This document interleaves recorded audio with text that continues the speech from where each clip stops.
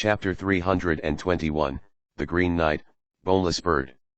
Sisoli blended into the crowd and started chatting with others again. It seemed like he did not care much about the failed deal this time. Slave trader, Han Xiao frowned as he looked at Sisoli's back. I might be short of money, but I have my integrity. Kurlad snorted, finished his drink, and said after a pause, there are hundreds and thousands of scavenger organizations in the Shattered Star Ring, recognizable by their tattoos.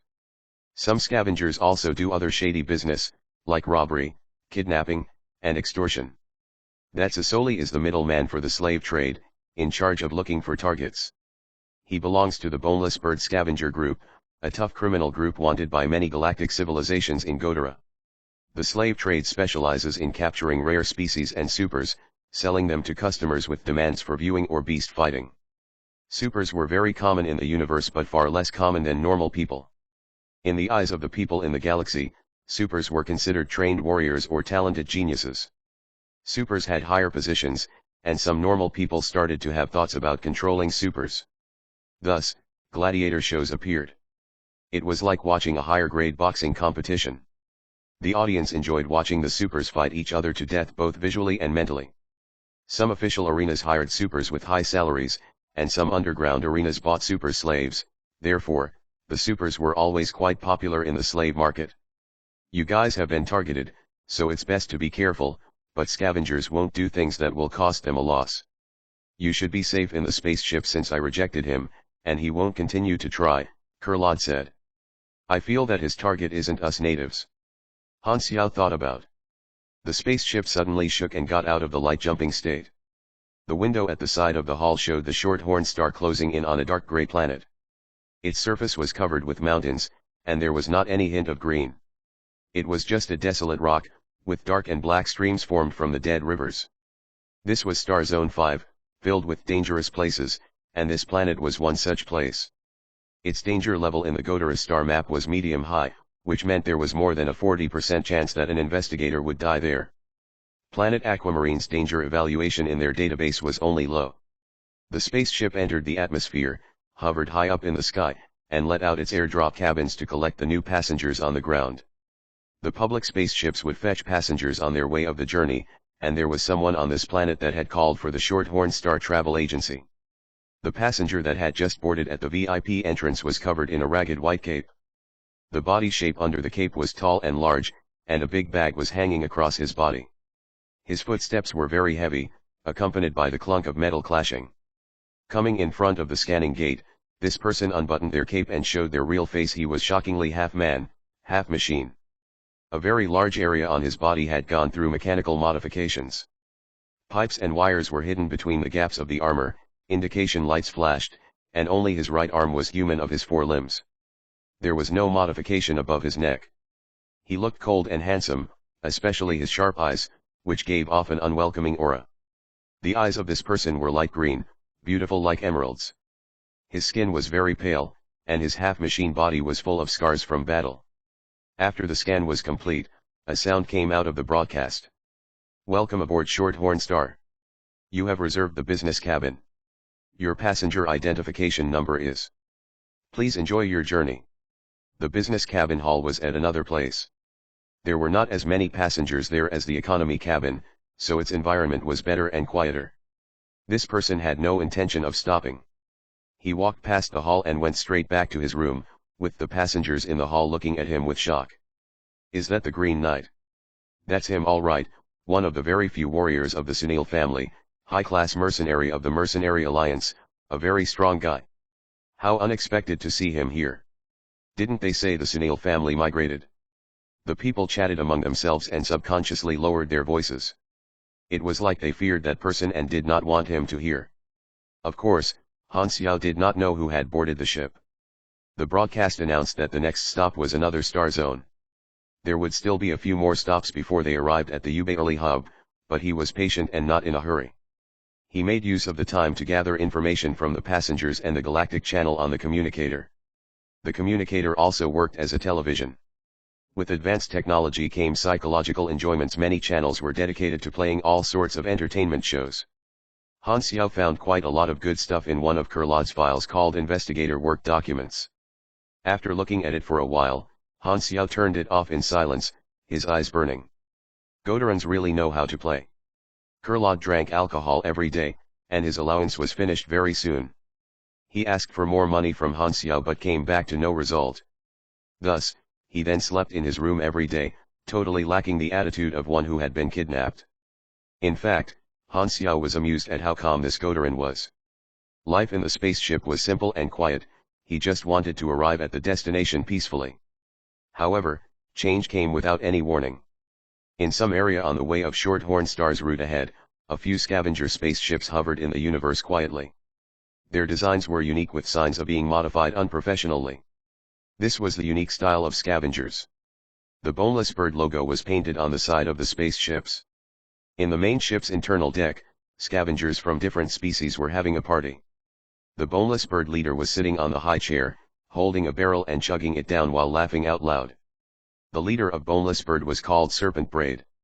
He was almost 4 meters tall and had the blood of stone giant. His muscles were bulging, his skin was stone, his face was covered with a beard, and a braid of hair on his head hung down to his waist, thus his nickname. Scavengers traveled around the gray areas. Their reason for making money was to enjoy themselves, so partying was their most common activity. Ding ding. New message. The interface on the main ship's control panel flashed, and a line of words appeared. Its sender was Sisoli. Guys, the job is here. Serpent Braid threw away the barrel, and it shattered in the corner. He stood up, wiped away the alcohol on his beard, and said with a ferocious face, the target this time is worth a lot of money. Hundreds of scavengers below growled in excitement. Pair of threes. 4 kings. 5 twos. Pass. Wait a minute, where did the other 2 come from? On Shorthorn Star, a group of players squeezed into the room and played poker out of boredom. After staying on the spaceship for so many days, there were no more missions for them to accept. Furthermore, combat was not allowed in the ship, and many areas were not open, so these players could only find enjoyment themselves. The journey could not be skipped, which had always received complaints. Some players went offline to rest, so only 1/3 of the players were left online. The online spot and reviving spot could be locked onto the transportation tool, so there were no worries of being lost in space. Han Xiao sat to the side and looked at the time. There should be only a few more days till they arrived. Shorthorn Star had arrived at the Garden Galaxy Star Zone 2 at this time. The area started becoming more urban. Quite a number of the planets here had civilizations, and it was an area where Godara paid a lot of attention to managing as it was closer, which meant it was easier to manage. The spaceship stopped the greatest number of times to fetch passenger here. As long as they arrived at Star Zone 1 and entered the stable wormhole gate, they would be able to reach the destination.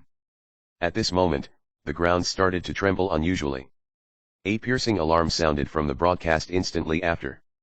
Han Xiao's expression changed a little, and he instantly stood up. Kurlad woke up from his sleep as well, and the 2 walked out of the room hastily. The players behind them were lost but knew that there must have been some accident, so they followed the 2 of them. The hall was chaotic at this moment. All of the passengers walked out and looked outside the window, terrified. Colorful explosions flashed outside, but there was no sound due to the lack of air. The scavenger spaceships fired at the Shorthorn Star.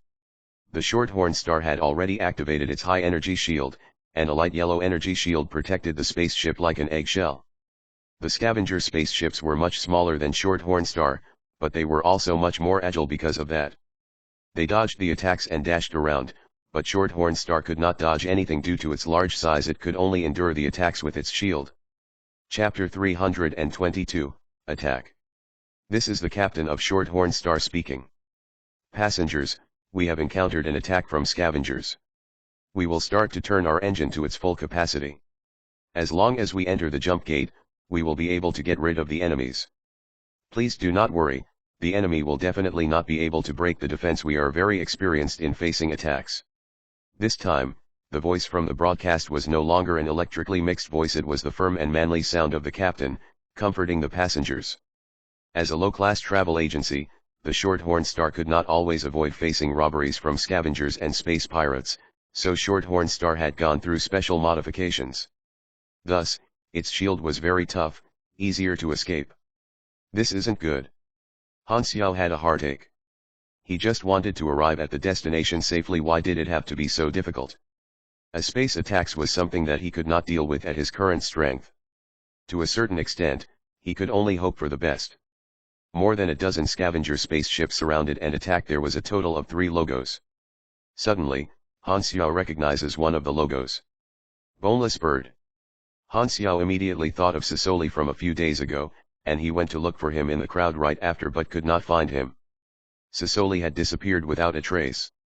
Han Xiao frowned and pulled an attendant aside, described Sisoli looks, and asked, "Where did this person go?" This attendant was the woman attendant who had tried to seduce Kurlad back then when they just boarded the ship. She was horrified and said while stuttering, "Tha, that passenger changed to the first class yesterday." Kurlad nervously walked over and said, "These are boneless bird scavengers. They were definitely called here by that middleman. I can't believe they are attacking so publicly. If this spaceship can't withstand it, we're all done for. I haven't lived long enough." "You don't say?" "No one's lived long enough. The attack was too sudden and could not be prevented in advance." Sisoli had a group behind him and could call for people, but Han Xiao did not have any galactic organization behind him, so there was nothing he could do, and he was at a very passive state. Furthermore, Han Xiao did not actually know how to read minds, so Sisoli's moves and thoughts were unknown to him. If he started a fight in the spaceship first, he would be chased out instantly. There was no use of thinking of these things now. Han Xiao calmed himself down and said, "Sisoli is their man, and he is on board the ship, which means that these scavengers will not destroy the ship. They will definitely try to board it. There are 2 possibilities. One is that they will attack the Shorthorn Star till it can't function, threaten to destroy the ship, and make us give in. The other is that if they can't break through Shorthorn Star's defenses, they will then attack us from inside and board the ship. We can't do anything about the former, but we can try to resist against the latter. Then what can we do? We only can counter-attack if we have weapons." Han Xiao thought quickly. The spaceship did not allow possession of destructive weapons except in special cases, such as implants that could not be removed. All of the luggage and equipment is stored in the warehouse of the spaceship. "Okay, don't leave me here, I can fight too," Kurlad said. Han Xiao grabbed the female attendant and yelled, "Where's the warehouse?" The female attendant heard their conversation. She opened her eyes wide in surprise upon realizing that the Godaran was the follower and that this low-profile human was the leader instead. It seemed that she had been wrong all along. She regained her focus upon hearing Han Xiao's yell and pointed the way, shivering. Without saying a word, Han Xiao was going to dash out of the hall immediately, but the female attendant hurriedly said, "Wait, don't leave. The spaceship had entered safe mode, so the exit to the hall is locked, and no one can get out." Bang!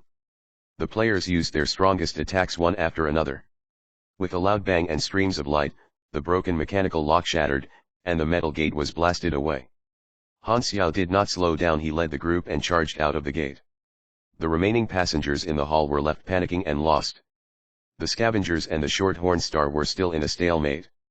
Most of the passengers were watching in horror. Han Xiao was not acting on impulses. He just never liked to let others decide the outcome, always wanting to have the upper hand.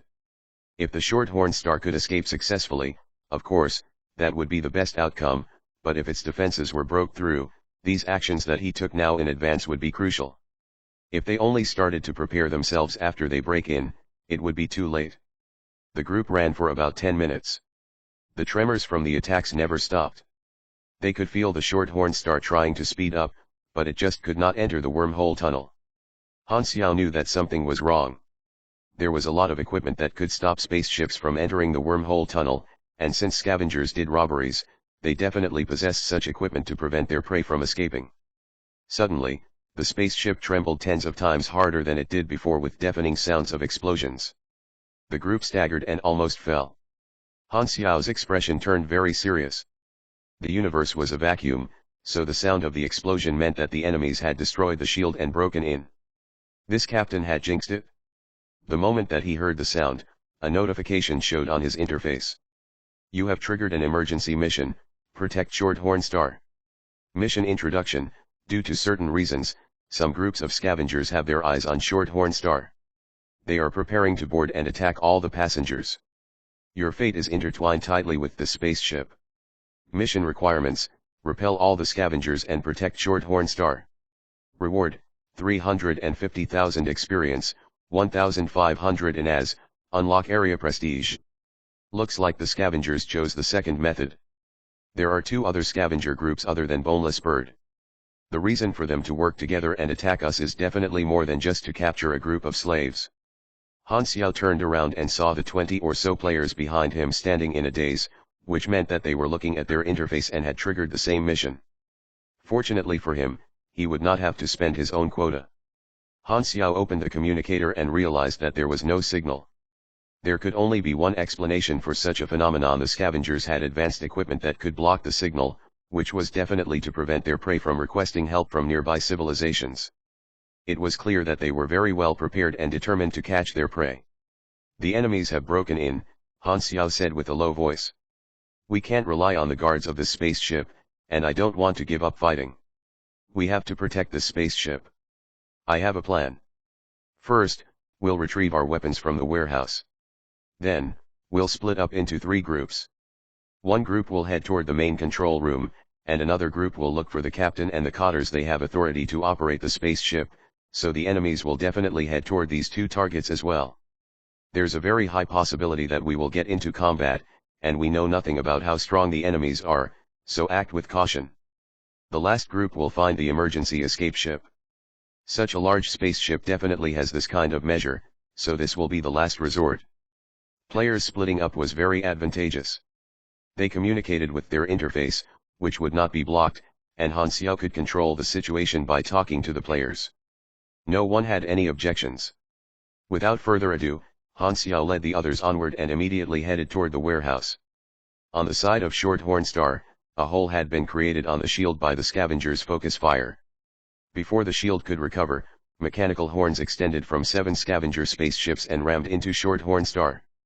Thick smoke came out of the hole, and a large group of scavengers boarded the ship successfully, entering the interior. Hundreds of scavengers equipped with various firearms battled the guards of Shorthorn Star, shooting out beans and bullets, and people were screaming in agony as they fell. Most of the soldiers were normal people of various races, and there were also a few supers. One of the spaceship guards was an insectman pugilist with 6 arms who used the 6-sword style. Scavengers fell one after another under the cold blades. Hue! Suddenly, a large shadow fell rapidly and shrouded this insectman pugilist. The strong wind pressure was like a black hole, sucking away the air nearby, and the surrounding people felt suffocated. Buzz! The insectman pugilist let out an angry buzz as he raised the 6 swords to block the attack. Boom! The insectman disappeared in an instant. The floor suffered from the attack and sunk, but at the border of the impact, it protruded with edges like a ring of mountains. An enormous warhammer rose up slowly, covered in the acidic, green blood of the insectman, dripping down to the floor and making a sizzling sound. One hit, and the insectman had been flattened. Serpent Braid placed the silver warhammer on his shoulder with one hand. It rubbed against his stone skin and clanked. He yelled, "Kill the guards quickly. Gazers, go to clean up the main control room. Beast Hoofs, get some hostages." Serpent Braid had invited 2 other scavenger groups for this job called Gazers and Beast Hoofs. And the rest, Serpent Braid swung his braid and smiled hideously. Follow me to find that Godarin. Chapter 323, Danger and Splitting Up. Has the distress signal been sent out yet? In the main control room, the captain was covered in sweat while the operator at the side was panicking. Our communications have been jammed, all signals are blocked. Impossible. The communication device on Shorthorn Star is a high-grade device brought from a galactic civilization.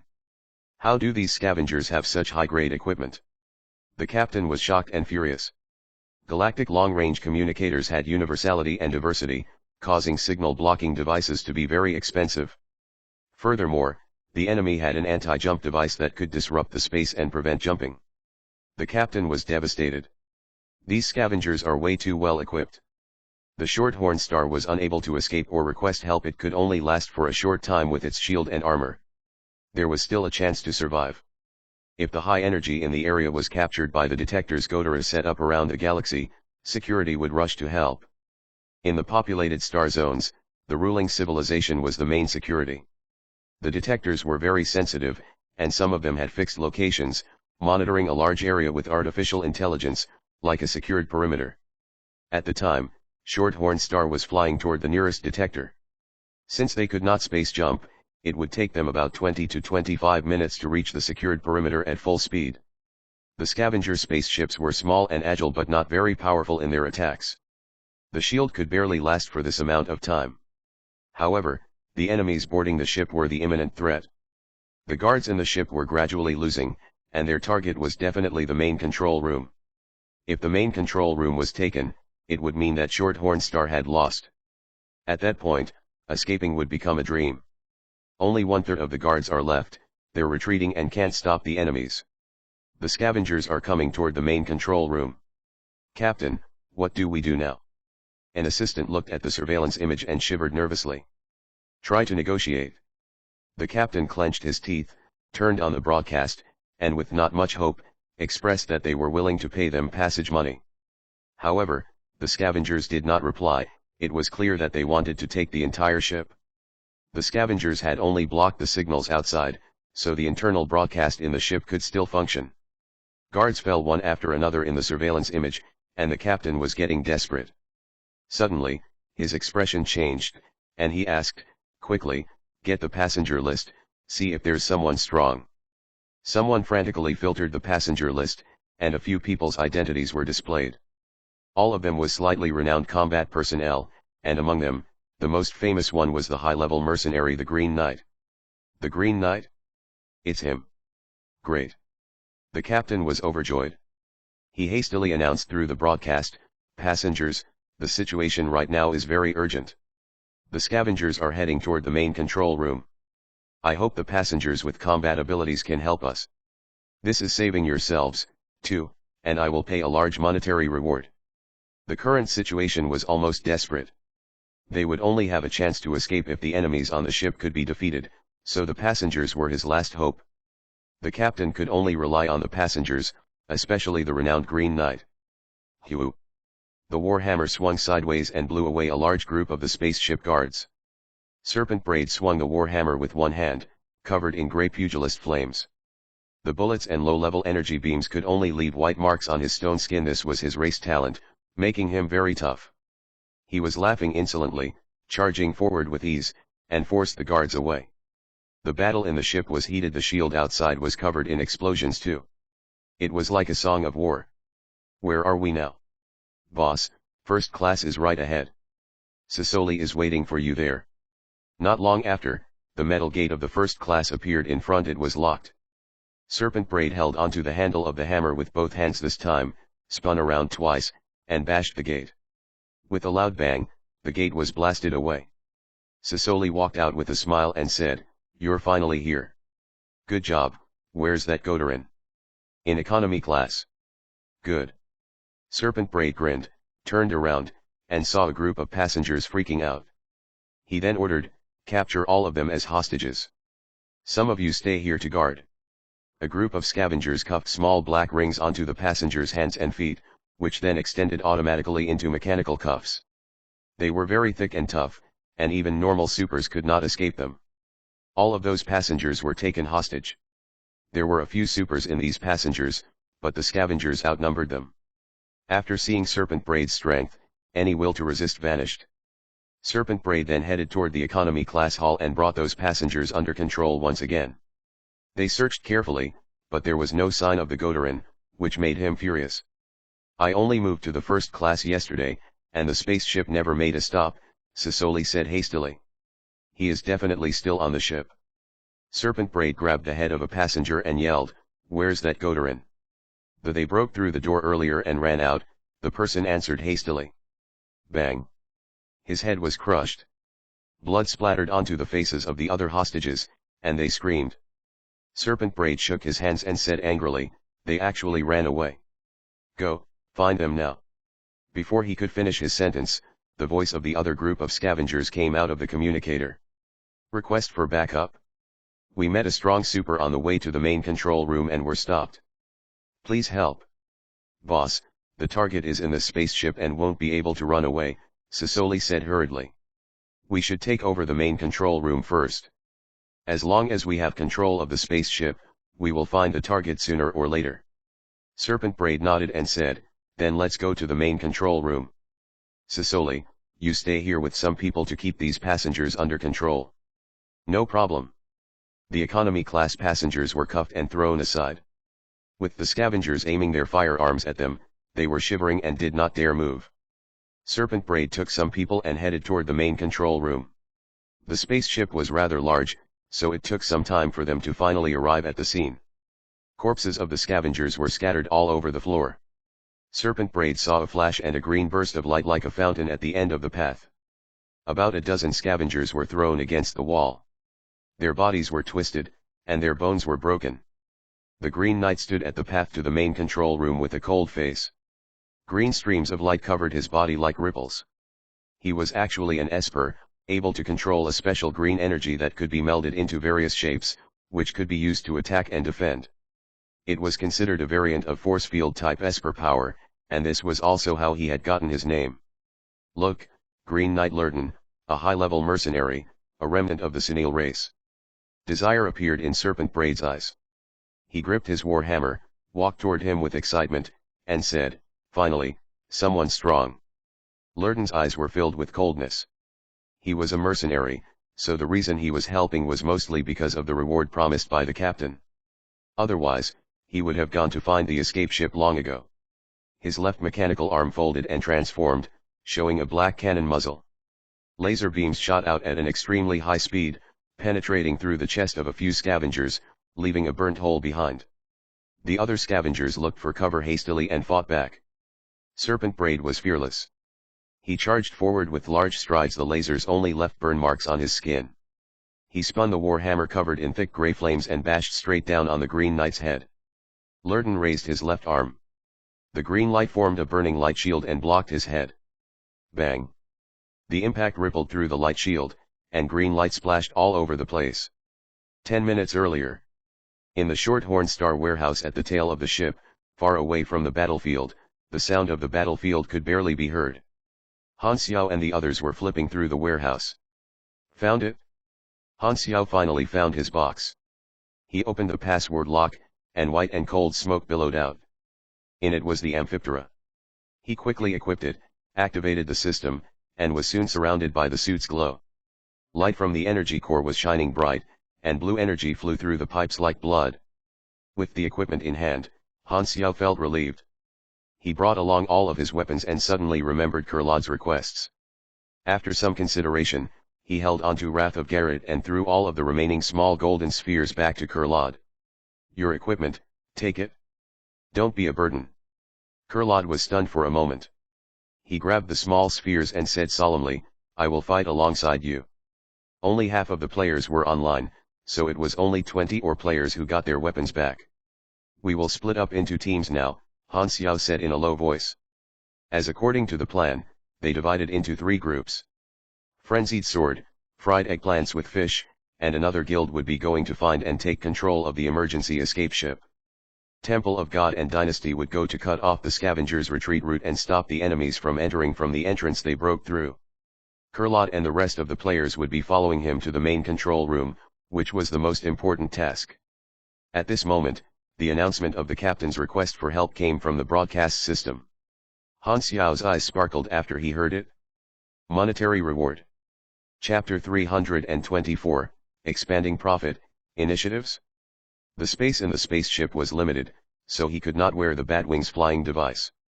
Han Xiao used his electromagnetic hover boots and many maneuvering equipment to dash toward the main control room. The sliding speed was much faster than stepping on banana peels. Han Xiao was experienced, so he knew that the main control room was extremely important, and to be able to make it in time for backup, he was moving at full speed. He could not afford to wait for Kurlad and the others, who were temporarily left behind. As he was rushing alone, he was also analyzing the enemy's strength in his head. They could not make Shorthorn Star fall even after this long. There is definitely no grade B super among the scavengers, or the spaceship would have been captured long ago. The strongest among them would be at most grade C or C+. With my equipment and talents, there is a very high chance I can match up to the enemy. However, the enemy definitely has a lot of subordinates. The standard equipment between the galaxies varies, and their attack damage will not be too low. It will be quite dangerous to get focus fired. Han Xiao remained calm as he listed the factors that would affect the situation in his head. He knew full well how strong he was. He would not be overconfident, nor would he overestimate the enemy. Although there were many supers in the universe, very strong ones were scarce. Most were still at grade E and D, excluding those who had just become supers. Starting from grade C, one would be considered to be quite strong. In Shattered Star Ring, grade C supers were considered to be the backbone level. Grade B was very strong and rare, and grade A would be extremely rare. The sound of collision echoed through the tunnel, making the metal walls tremble. The green light clashed with the warhammer once again. Both of them took large steps backward. Whoosh! Steam shot out from behind Lurden's back, releasing the overload pressure from his implanted body. He was breathing heavily, sweating, and his already very pale cheeks became paler. Using power required energy, but his mechanical implanted body could not generate energy. The mechanical implants gave him dynamic weapons and a harder body, so he would not die so easily. However, that came with a price. He could not last long in battle. At this time, the mechanical implant body had damage everywhere, releasing electric flames. Serpent Braid was very fierce and powerful, but Lurden was confident that he would not lose to him. However, this was not a one-on-one. Hundreds of scavengers hid at the side and shot at him. He had to be aware of the stray bullets at all times, so a lot of energy was wasted in building the energy shield. His concentration was diverted too, and a lot of damage was caused by the other scavengers. At the end of the tunnel behind Lurden was the door to the main control room. If he walked away, the main control room would be in danger, which had restricted his movements to a very large extent. He did not dare ignore Serpent Braid and deal with the scavenger sidekicks first. The door of the main control room was closed tightly, and all the situation outside was shown on the monitor over the surveillance cameras. Everyone in the main control room was terrified. The captain wiped at his sweat, pressed on the table, and murmured, 12 minutes till we arrive at the security perimeter. We all have to hang on. The intense sound of gunfire sounded again. Lurden could only create the light shield to protect himself while Serpent Braid grinned ferociously. Not giving Lurden any time to catch his breath, he pounced again and slammed the warhammer down rapidly. Lurden's eyes were filled with blood, his face was cold, and he tried to hold on. However, the green light shield was turning dimmer at a visible speed.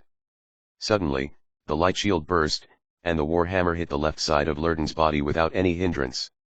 Boom! Half of Lurden's body exploded. Parts splashed out like a blossoming flower, shooting onto the walls, and the oil splattered all over the ground. Lurden flew out and hit the wall, but there was no pain on his face. His body was half implants, so the shattered mechanical body did not have a sense of pain. This technology was more mature and complete than what the Germinal organization had. Of course, it would not damage one's life. Suddenly, flames shot out from under his feet. He flew up, jumped over Serpent Braid, and fled.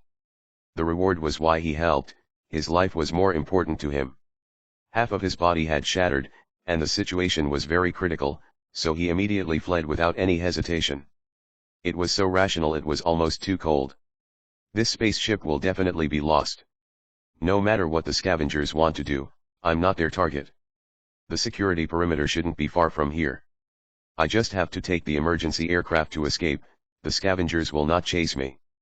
Seeing that Lurden had fled, the captain lost all strength and plonked himself in a chair, his eyes shut in agony. It's over. It's all over. The Green Knight had run away, and the enemy was inches away from the main control room. What more hope was there? Serpent Braid suppressed his desire to chase. He remembered the main mission and brought the rest toward the main control room door. Panic and terror spread. The people were horrified. Every step that the scavengers took, the captain's heart sunk deeper. This situation was already hopeless. The captain could not think of anything that would reverse the situation. He could not help but think of his wife, his kid, and his mistress back home, and his heart filled with sorrow. Just as Serpent Braid was about to hammer open the door, he suddenly heard an explosion, and a surge of heat rapidly approached from behind him. He hastily turned around, and a thick beam of scorching light rapidly expanded in his vision. Serpent Braid hurriedly raised his warhammer before him, and the flames condensed into an invisible force field protection layer. The beam hit right on target. Bang! The warhammer turned into burning hot iron instantly. With a loud scream from Serpent Braid, the warhammer fell out of his hand, and he was blown away. The embers left on his arms and chest were left burning. What? The captain's expression suddenly changed. At the other side of the tunnel, Han Xiao was holding a strange golden firearm, and smoke was still coming out of its muzzle. Wrath of Garrod did 513 raw damage. With Flaming Will multiplying it by 2.7 times, plus 2 times critical from stealth attack, plus steady aim increasing damage by 30%, after damage reduction, this shot dealt 2,124 damage. Unfortunately, the true damage from lethal shot did not trigger. Han Xiao glanced at the scene, as he said, "Looks like I'm just in time." Serpent Braid struggled and stood up. He picked up the warhammer, letting it burn his hands, and stared daggers at Han Xiao. "Another one. Kill him." Other scavengers turned around and focus fired him. Bullets and beams were everywhere. The tunnel was narrow, so there was nowhere to dodge. With one thought, the hovering shield shuttle flew out, forming into an electromagnetic shield before Han Xiao, and the rain of bullets rippled the shield. Serpent Braid spun the warhammer, not to attack Han Xiao but the main control room door. With a loud bang, the door fell, and the main control room was exposed. The people inside hastily backed away from the door, and the captain banged into a chair while going backward, falling onto the ground. He looked up at the tall Serpent Braid with horror on his face. Just as Serpent Braid was about to enter the main control room, at this time, a dark red stream of light appeared between Han Xiao's eyebrows, a sexy outline of a lady appeared behind him, her red long hair was floating like seaweed. Character Summon card Hyla. Without any hesitation, Han Xiao used all 3 psychic impacts on Serpent Braid. Having just seen from the combat information that Serpent Braid was a LV-70 pugilist, Han Xiao knew that since the stone giant blood gave him very strong physical resistance, correspondingly, his mind was his weakness. Serpent Braid stopped in place. The next second, thick blood shot out from his nose and mouth, and he felt like his brain had exploded. The world was spinning, and he lost control of his body, fell before the main control room door, and could not get up. Han Xiao endured being hit multiple times and dashed through the scavenger's blockade. His biological muscles expanded as he grabbed Serpent Braid's braid and threw him to the other side. Their positions had swapped. Now, Han Xiao was blocking the door. These actions had resolved the crisis of the main control room. The captain felt like he was towing the line of life and death. He gulped nervously and said, "Are you a passenger, too?" The captain could not express what he actually meant because he was so nervous. What he actually meant was, this mysterious mechanical suit warrior seemed to have even stronger combat power than the slightly renowned Green Knight, but why was he not on the passenger list earlier?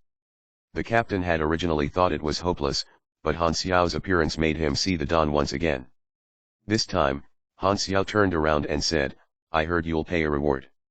Although his face was covered by the mechanical suit, his tone was also calm. However, due to some reason, the captain felt like he could faintly see a profiteering smile on the man's face. Probably my imagination. After the disappointment from Green Knight earlier, the captain did not dare hesitate at all. He had to grab onto this life-saving rope at all costs, so he hastily exclaimed, "That's right. I can give you a lot of money. You must stop them." A notification appeared on the interface. "You have triggered the mission captain's request. Mission introduction, the Shorthorn Star's captain has decided to hire you to protect the spaceship and his safety. Mission requirements, successfully protect Shorthorn Star and keep the captain alive. Reward, 8,000 Inaz. 8,000? That's quite a lot. Inaz had a very high purchasing power. Not mentioning Han Xiao's knowledge, Kurlad's salary as an investigator was only 4,000 Inaz annually, excluding the benefits that he received, and this guy splurged on entertainment and night activities, yet he could still save 800 plus Inaz. Han Xiao was very satisfied. Within the same matter, he could take initiative and reap more money from different people. Back when he was running his power leveling business, he had already become very familiar with this method. Many players had this habit as well. When they knew that they were going to a certain place, they would accept all the missions regarding that place in advance and complete them at once, getting a greater profit. This new mission had only been given to him, and the other players did not have it. Chapter 325, this was completely on purpose. Although the mission requirements were not easy to complete, Han Xiao instantly felt more motivated after receiving the private assignment. The scavengers were currently in control of the passageways, and Han Xiao's job was to keep all the enemies outside the doors of the main control room. Tuk tuk tuk. Bullets and energy beams rained down on Han Xiao, but his electromagnetic plates blocked most of the attacks, while the few that made it through were stopped by his thick body armor. Most of these scavengers were normal people with weak physical bodies. However, they were armed with deadly weapons. Some were even equipped with electromagnetic and beam weapons. Although these weapons were only infantry weapons, they were still able to cause Han Xiao some trouble if they concentrated their fire on him. Serpent Braid struggled to get himself back up due to the stun status effect. The 3 hits that landed on him did not shave off much of his health, but they had given a bunch of headache-inducing debuffs. He had underestimated his opponent. Never would Serpent Braid have thought that Han Xiao, with a body covered in mechanic gear, was able to use spiritual attacks. Not that he would have been able to block it anyway. However, Serpent Braid believed that he now had a clear understanding of Han Xiao's strength. He was a tough opponent that was no weaker than the Green Knight. Serpent Braid welcomed these kinds of blood-boiling fights, yet as he was about to join the fray, Sisoli's voice suddenly sounded over the communicator. "Boss. This ship's approaching the patrol zone, and we don't have much time left. Be careful of spending too much time on strong enemies, and go straight for the control room." Serpent Braid frowned, but he still managed to calm himself down and gave out the necessary command. "Concentrate fire." The lackeys then went all out with their attacks, putting Han Xiao under even more pressure. Serpent Braid lifted his hammer and wanted to use this opportunity to circle around Han Xiao. Once he captured the main control room, he would be able to shut off the ship's shields, allowing the scavengers outside to directly destroy the ship. Once that was done, the ship's personnel would most likely surrender, as it was either that or utter destruction. Han Xiao was pinned down by heavy fire and could not get out quickly. However, his eyes flashed, and 4 sonic spheres flew out, blocking Serpent Braid's path while they gave off faint shockwaves in the air. To protect the control room, Han Xiao had to basically plant himself in front of the door, and this meant that he could not counterattack. Yet, Han Xiao did not panic. He knew that Kurlot and the players were already on their way. It was only a matter of time before his helpers arrived, and he would then be able to take care of Serpent Braid himself. Serpent Braid was not a pushover, and Han Xiao could not just ignore him. However, turning his full attention onto Serpent Braid would mean leaving the path open to the other scavengers. The only other option was to activate that ability, but it had a 7-day cooldown period. The current situation was not that desperate yet, so Han Xiao did not want to reveal this trump card. He decided to keep on delaying the enemies while waiting for reinforcements. The control system of his machinery was directly connected to his nerves, and this allowed him to fight on multiple fronts at once. The sonic spheres and the compounded magnetic chain split blades danced through the air like butterflies. They were like a group of annoying wasps to Serpent Braid, as not only did they hurt a lot, Serpent Braid could not seem to get his hands on them. He had also tried to just rush through, however, he was blocked by Han Xiao despite the heavy fire from the scavengers. Serpent Braid was furious, and he swung his hammer around, finally destroying a couple of the machines. Boom boom boom. Time ticked by, and Amphiptera's durability was constantly going down. Han Xiao did not really mind this, as he had made sure to bring along enough spare parts and repair materials. He planted himself in front of the scavengers and entered full defensive mode. With Amphiptera's defensive capabilities, he was like an immovable steel wall. "Boss, time is running out. We can't take over the main control room." Sisoli's voice sounded once again. "Shut up." Serpent Braid got even angrier, and he bashed his hammer all over the place. When he saw that Han Xiao's suit seemed to be getting more and more damaged, he started to think that he was close to beating his opponent. "Boss, calm down. Our objective is the Godarin. We don't have much time left, and the ship's loot isn't worth it anymore. Let's give up on the control room and go look for the Godarin instead. We will be able to earn much more money from our client if we can hand him the Godarin. Aren't Beasthoof and his men looking for the target? They have already searched half the ship, but they still couldn't find the Godarin. The ship is too big, and they don't have enough men." Serpent Braid furiously cursed before picking up his hammer and backing off. "Let's go. Don't mind the control room anymore. We will go capture the Godarin." The scavengers hurriedly retreated, and Serpent Braid had to give up on the control room that was right in front of his eyes.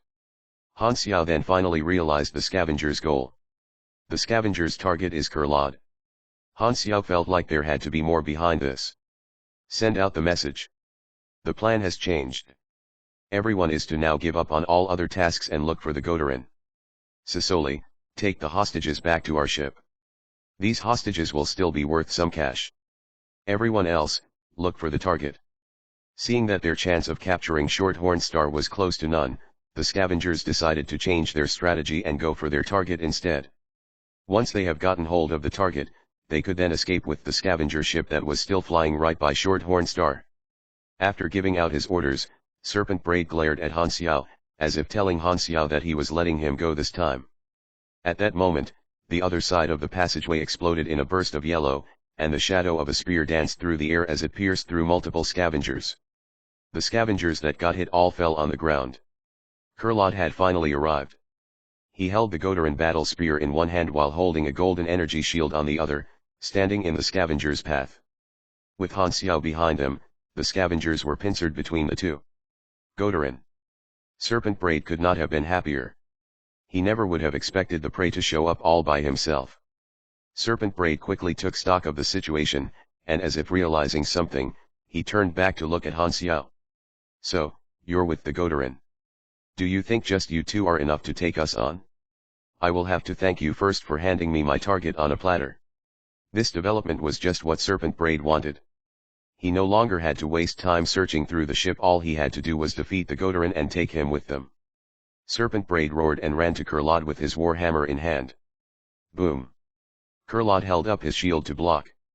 However, he appeared incapable of withstanding Serpent Braid's brute force and had to take a few steps back after the impact. Just as Serpent Braid was about to follow up with another blow, over a dozen players suddenly appeared behind Kurlad. They were all filled with energy, and it was obvious that they were all battle-ready supers. The scavengers suddenly lost their numerical advantage as that number of super could easily destroy them. Serpent Braid's expression underwent a drastic change, as the rage was suddenly replaced with shock and despair. How were there so many supers traveling on this low-level spaceship? The scavengers had already made a rough estimate of the Shorthorn Star's fighting strength before they made the ambush, and there should only have been a couple of grade C supers on board. This was because any of the stronger supers would usually either travel using their own ship. Even if they wanted to save money, they still would not go for this cheap civilian transport. A ship like the Shorthorn Star was like a public bus, while the more expensive travel agencies were like high-speed railways. The Green Knight was already surprising enough, let alone the sudden appearance of this group of grade C supers. Which rock did these supers even spring out from? They're even teaming up? What a disaster! Han Xiao chuckled and said, I also have helpers. However, the smile disappeared from his face the next instant, and he said in a cold voice, Go. Han Xiao and Kurlad's group rushed toward the scavengers, who were stuck in the passageway, and began the one-sided massacre. The situation suddenly turned around. Cr*P. Boss is screwed. Sisoli shuddered, as if a gust of cold wind went up his spine. He was currently taking the group of the hostages back to the scavenger's ship. What do we do now? We can't save the boss. Let's return to our ship first. Sisoli felt that things had gotten way out of control, and he was also extremely worried. His only concern at that moment was getting back onto his ship safely. He also was not exactly betraying his boss, as his original order was to escort the hostages back onto their ship. However, the thought of reinforcing Serpent Braid not once crossed his mind. Scavengers were a selfish bunch, and loyalty was basically non-existent among them. The only thing that Sisoli cared about was getting himself out of harm's way. The boss wants me to take the hostages back to our ship. Move faster, Sisoli tried to hurry his underlings along. Just as he was getting to the middle of his sentence, he suddenly stopped and stared at the corner of the main hall. In the corner that had been empty just a few moments ago now stood over a dozen people. Hao Tian, Sleepy Winter, Rainy Kim, Bun Hit Dog, and several other players who had promised each other to play some Galaxy after finishing dinner had come online together. The players were flabbergasted as they took in the drastically different surroundings. Hey! What's the situation? Why have the passengers been taken hostage? Who are those people pointing their guns at us? Why is the spaceship shaking non-stop? There are even sounds of gunshot from far away. Are we under attack? The scavengers in the main hall all had their tongues tied to the back of their throats as they stared at the newcomers. They had already carefully checked all the rooms when capturing the passengers. Where did these people come from? Were they ghosts? The two sides stared at each other with widened eyes for a moment. As more and more of the scavengers pointed their guns at the players, Hao Tian and the others finally understood the situation. What were they still waiting for? Kill! Energy burst forth from the group of players as they released their abilities, crushing the scavengers under their feet in a matter of seconds. Sisoli completely lost his cool. How despicable! You would even resort to ambushing.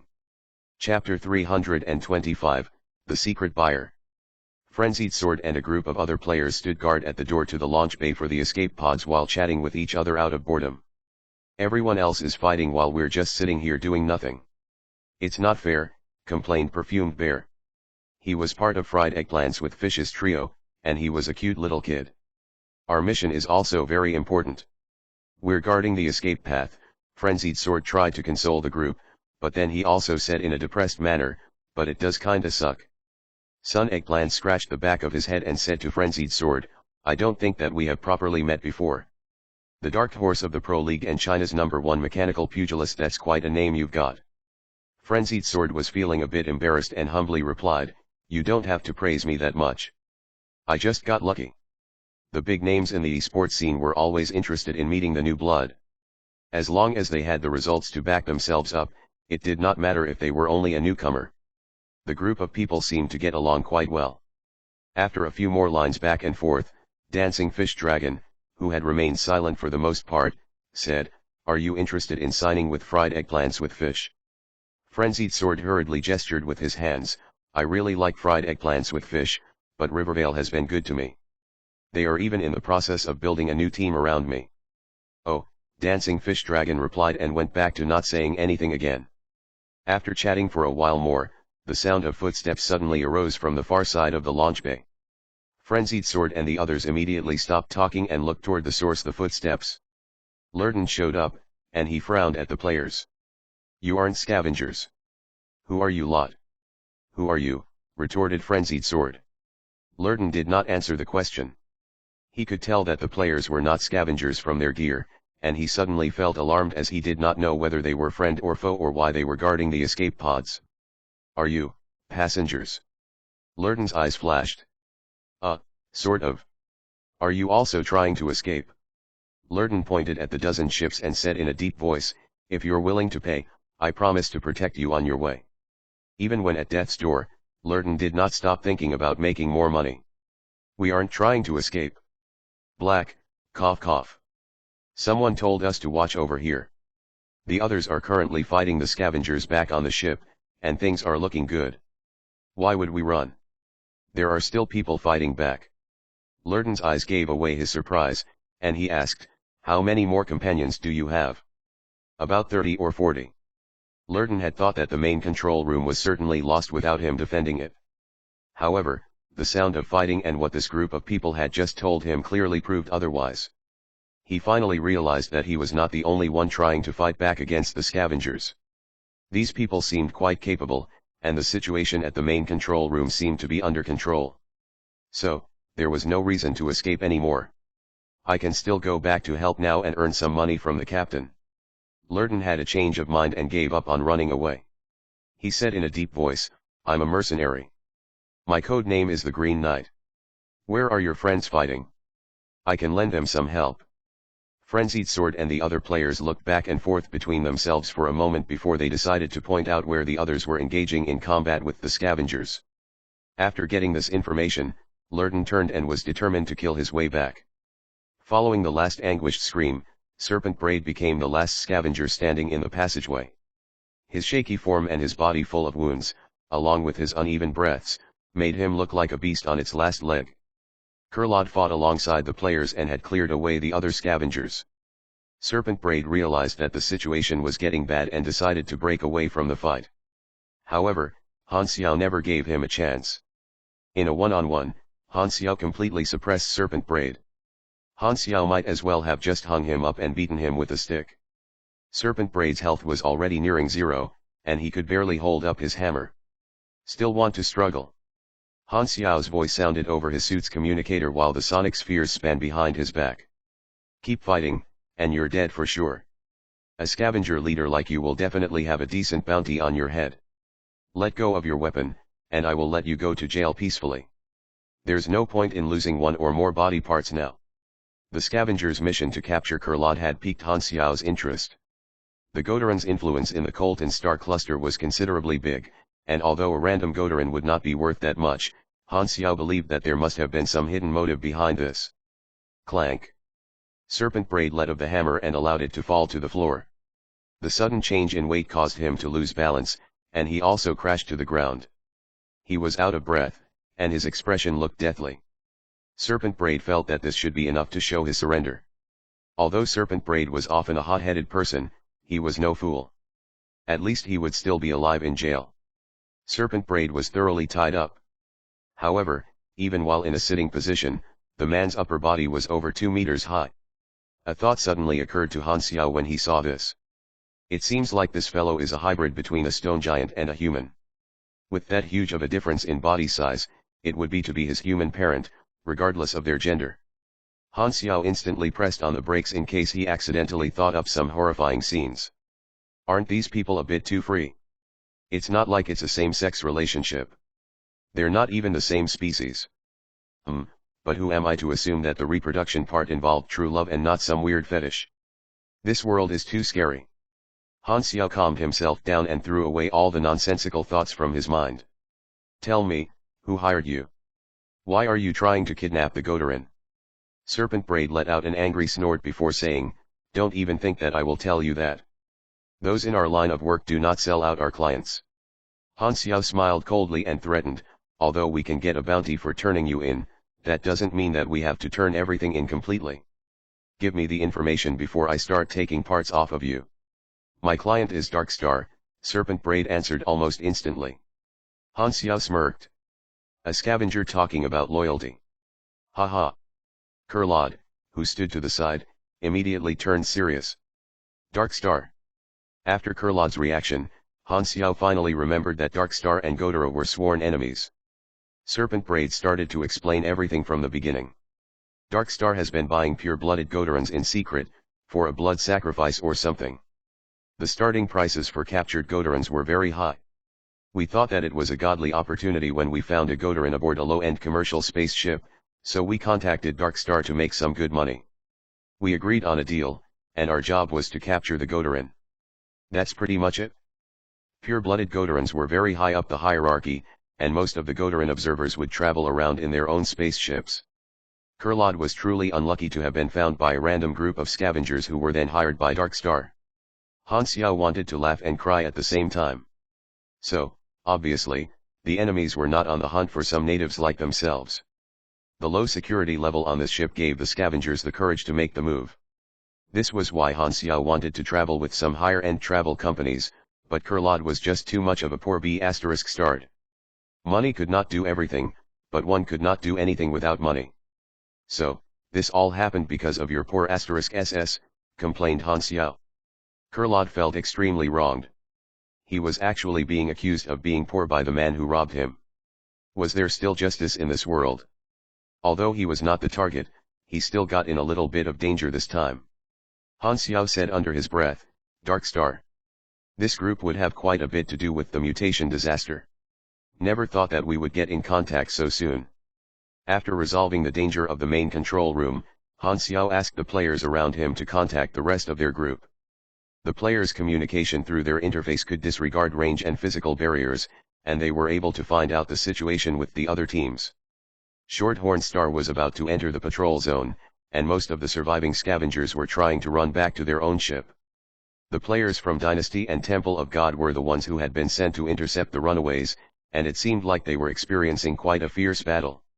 That group of scavengers was led by another one of the scavengers' leaders, and he was about as strong as Serpent Braid, which basically made him a mini-boss. The players from Dynasty and Temple of God were having a hard time taking him out. Just as Han Xiao was about to walk over to reinforce those players, the ship's captain walked over. Thank goodness. The main control room is all right. This is all thanks to you. As long as you stand guard here, this ship will be safe. Han Xiao interrupted him and said, my companions are trying to stop the enemies from running away. I will be going to help. This Godarin will stay here with the others to protect the control room. You aren't staying. The captain was paranoid, and it was obvious from his face that he did not want Han Xiao to go. You don't have to care about those scavengers who are already running away. As long as we're okay. The captain did not feel safe at all, and he did not care at all about the scavengers getting away. He only wanted Han Xiao to stay and protect him so that he could feel a sense of security. Chapter 326, Enemy Slain. Han Xiao did not want to stay either. Then, the operator in the main control room shouted with surprise, "We are in the Magic Eye energy radar's effective range. The data shows that there is a Godarin police station nearby. It's going to take 20 minutes at most for them to show up." The captain let out a sigh and announced the good news on public announcement to calm the passengers. Seeing what was happening, Han Xiao gave Kurlat a message and left alone to help. Sisoli panicked as he ran to the spaceship by himself as all of his men were captured by Hao Tian and others. He was the only one that saw the situation was bad and ran as soon as he could, and that was why he had not been caught, or else no one would have survived from the attack. Reaching the section where the scavengers had docked, he heard sounds of battle in front. Sisoli stopped abruptly and cautiously looked forward. He saw a group supers fighting intensely with the scavengers. He recognized these supers, who were the partners of the Godarin, some very powerful natives. The fight was intense and could not break apart. The Gazer's chieftain stayed back at the spaceship with his troops to fight against players from Dynasty and Temple of God.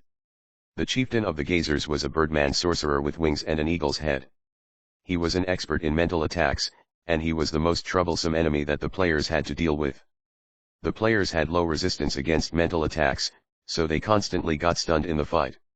He could single-handedly deal with all the players by himself. Sisoli ran over and shouted, "Let me help." The scavengers moved to open up a path. The chieftain turned around, grabbed Sisoli by his collar, and demanded, "Where's the hostage? I don't have him. I got tricked." The chieftain roared in anger. The operation had failed if they did not capture the Godarin, and they did not even get the hostage. On top of that, they had wasted so many resources and manpower. Even Serpent Braid, the boss of Boneless Bird, was captured. Serpent Braid, that B** starred, calling us back when we still haven't finished investigating this spaceship. This is not a good business. After Beasthoof and his men come back, we'll retreat. Get inside. The chieftain kicked Sisoli in the spaceship. After a while, another group of scavengers returned, and players from Dynasty and Temple of God were in a tougher situation. The chieftain of the Gazers then commanded his troops to slowly retreat into the spaceship and leave the Shorthorn Star. The players had no power to stop them. Then, from far away, a series of laser beams flew by and killed a number of scavengers. Lurden finally arrived at the scene. His face was cold and calm. Even though his left mechanical arm had been shot off, he still had a secret barrel near his crotch firing laser beams. The scavengers quickly ran up to the bridge and tried to get back on the ship. Lurden's eyes flickered a green light, and he released a deep roar. He swiped his arm and created a green light barrier in front of the entrance, stopping the scavengers from getting in. Don't just stare at them. Attack. I can't hold this for long, Lurden shouted at the players as sweat dripped down his face. After the fight against Serpent Braid, he had used up a considerable amount of energy, and to maintain a green light barrier required focus of energy by the user. If there was not another group to help, he would not have used this skill. If they could delay them just a bit longer, they would not be able to run away once the police force came. Green Knight, the chieftain of the Gazers, roared, and his psychic power exploded as if there was a tornado spinning around his body. A dense wave of mental power rushed toward Lurden. Lurden coughed as blood started dripping from his nose. However, he did not collapse, and the barrier stayed up. The scavengers then tried to attack the green barrier, but the barrier only vibrated. Some of the scavengers charged toward Lurden. The only way to bring down the barrier was to get rid of the Green Knight. The players quickly reacted and intercept the scavengers. Light beams shot all over the place, and the sound of destruction continued. The battlefield was in chaos. Sisoli, who was in the spaceship, was extremely worried. As time passed, he just wanted to leave everyone and fly off by himself. Soon, Han Xiao arrived at the scene. After looking around, he understood the situation and came up with one simple and brutal solution. The enemy was done for. One, the chieftain was out of the way. Sorcerer? His level should be lower than Serpent Braid, a classic glass cannon. Han Xiao had a high intelligence status, so his mental resistance was adequate. The cooldown for Flaming Will had already finished, and without any word, he pulled out the Wrath of Garrett and shot the first bullet. Hong! The gun barrel fired out a light beam. The chieftain noticed the attack and quickly built a psychic shield. However, it was shattered in an instant. The light beam consumed a small part on the side, and it was burnt black like coal. The white psychic power in his eyes faded, and he collapsed on the floor and screamed in pain. This attack triggered the special effect of lethal shot. The first shot against the enemy had a 12 to 25% chance of dealing true damage. In the vision of Han Xiao, the health of the chieftain went from 80% down to 20%. With such a heavy attack, the chieftain gained the exhausted and crippled statuses. Han Xiao took the chance and charged forward, knocking down the scavengers in the way. In the middle of the enemy, Han Xiao controlled the chieftain who had no way to fight back. This series of actions happened in an instant and took down the enemy that the players had troubled with. Even though it was a sneak attack, the efficiency of the method was shocking. Lurden squinted and stared at Han Xiao. What a powerful man! He also seems to be a mercenary. The chieftain was as powerful as Serpent Braid, but they had different statuses. Han Xiao's explosive power was suitable for enemies who are glass cannons. In comparison, it would take more work to take down fighters like Serpent Braid. Moreover, Han Xiao triggered true damage this time, so he looked overly powerful. Without the chieftain, the group of scavengers turned into chaos. Sisoli did not care about the rest of the scavengers and instantly turned to the pilot's seat to start the engine. Sisoli shut the door down, but he suddenly heard the sound of metal being torn apart. Han Xiao walked in and threw Sisoli out of the spaceship. Hello again. Han Xiao opened up his mask and smiled at Sisoli, but all Sisoli could see was a face scarier than a tiger, and a sense of danger creeped into his heart. It's you. Don't you dare kill me. I still have a lot of things, and I know a lot of intel. Sisoli lost his cool, and his face was filled with fear. He only wanted to live. Bang! An electromagnetic needle pierced through Sisoli's skull and exploded the back of his head, covering the floor with his blood. Han Xiao put back his ghost sniper rifle and did not even spare a glance at Sisoli's corpse. He turned to the players and said, I'll leave the rest to you. The rest of the scavengers did not stand a chance against the players, and none of them escaped. Suddenly, the spaceship's shaking stopped. Han Xiao looked out the window and saw that the scavengers' spaceships had been shot down, and some of them had run away. It was only then that the battle ended. It's finally over. Luckily everything is fine. Han Xiao let out a sigh. Encountering an enemy in space meant death for everyone on the spaceship. This episode did make Han Xiao sweat a little, but this reminded him of the tension that he felt during space combat. After staying on planet Aquamarine for so long, the familiarity of space combat was slowly coming back to him. After the battle, Han Xiao concluded that he did utilize the advantages of players and controlled the situation well. The sudden group of players that went online was also a lucky incident. Overall, he graded himself 82 points out of 100. At this time, Han Xiao then noticed Lurden on the side. Seeing the broken mechanical body, his eyes flickered. Mechanical implant body. This should be a class advancement improvement, and there's also transformation function. With his mechanical background, Han Xiao quickly analyzed the technology. Even though Lurden was also interested in Han Xiao, he was rather cold and quiet as he stood by without showing any intention of befriending Han Xiao. Seems like he's a lone warrior, Han Xiao thought to himself. He looked at Lurden's crotch and laughed in his heart. Never mind, he is a shameless warrior. Chapter 327, The First Job and the Reputation System. When the Godaran patrol team finally arrived and floated alongside Shorthorn Star, the emergency barrier around Shorthorn Star was already off, and they could receive communications again. Before the mission was completed, another objective popped up, asking him to head to the ship's captain for the reward. Han Xiao came to the main control room, followed by all the players, and he found that the captain was explaining the incident to the patrol team. The patrol team realized that the scavengers had already been neutralized, so they questioned the captain for the details. A scavenger raid was only a minor security issue to begin with, and since the passengers were all safe and sound, the patrol team only had to go through some formalities and record the event into their system. Although he got close to meeting his kinsman, Kurla did not act out and only stood beside Han Xiao while playing around with his armor. After their conversation over the communication link, the captain broadcasted the current situation to the whole ship. The threat has been neutralized.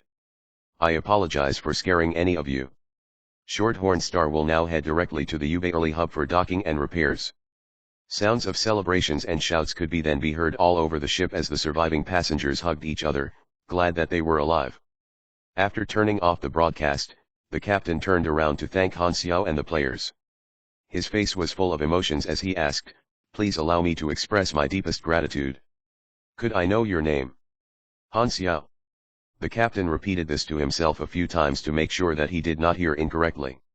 He was sure that this was not the name of a famous warrior nor a mercenary. "I will keep my promise and reward each of you for protecting the ship." Lurden, who was standing to the side, coughed lightly. The captain hesitated for a second before saying, "Green Knight, you will also not be missing out on the reward." Although the captain knew that Lurden had run away halfway through the raid, he did still fight and contribute to their victory. Lurden nodded. Han Xiao raised his eyebrow because the name Green Knight reminded him of a very distant memory. He frowned as he tried to remember the bits and pieces of information from his past. Normally, any detail that he bothered to remember would often be meaningful information. "Green Knight, of the Sunil tribe," muttered Han Xiao in a small voice. This tribe had quite the storyline. The captain rewarded them directly through transfers. All the players who accepted the mission were able to get a cut. After they each registered their own accounts, they were each able to receive 1,500 inas from the captain. That amount of money was just shy of Kurlad's pay for half a year and was worth quite a lot. Hao Tian and some other players, however, were not able to receive the reward as they had not been online when the raid started and thus could not accept the mission. They were so frustrated that one could almost see smoke coming off the tops of their heads. Although Shorthorn Star relatively low-end, it was still owned by a financial group. This reward was taken straight out of the financial group's pocket. Han Xiao had also received an additional 8,000 inas. This extra reward had been given to him personally by the captain. Han Xiao's savings instantly broke past 10,000 inas, and his heart tingled with happiness. This was the first payment that he had gotten after coming to space, and the amount was pretty good. He now had a pretty decent starting fund. He was also glad that the players had gotten their pay because this meant that they would finally be able to contribute to the economy. All he had to do was look for opportunities to sell them things, and inas would start rolling into his account. If he had been the only one doing the mission, he would only have been able to earn a fixed amount. However, with the players' participation, that amount potentially increased several dozen times. The players were like Han Xiao's many bank accounts. Protect Shorthorn Star completed. The captain's favor completed. Area reputation unlocked. Location, Colton Star Cluster, Garden Galaxy. Renown, 2. Level, some random mob. The area reputation system was a new feature that players could unlock after venturing into space.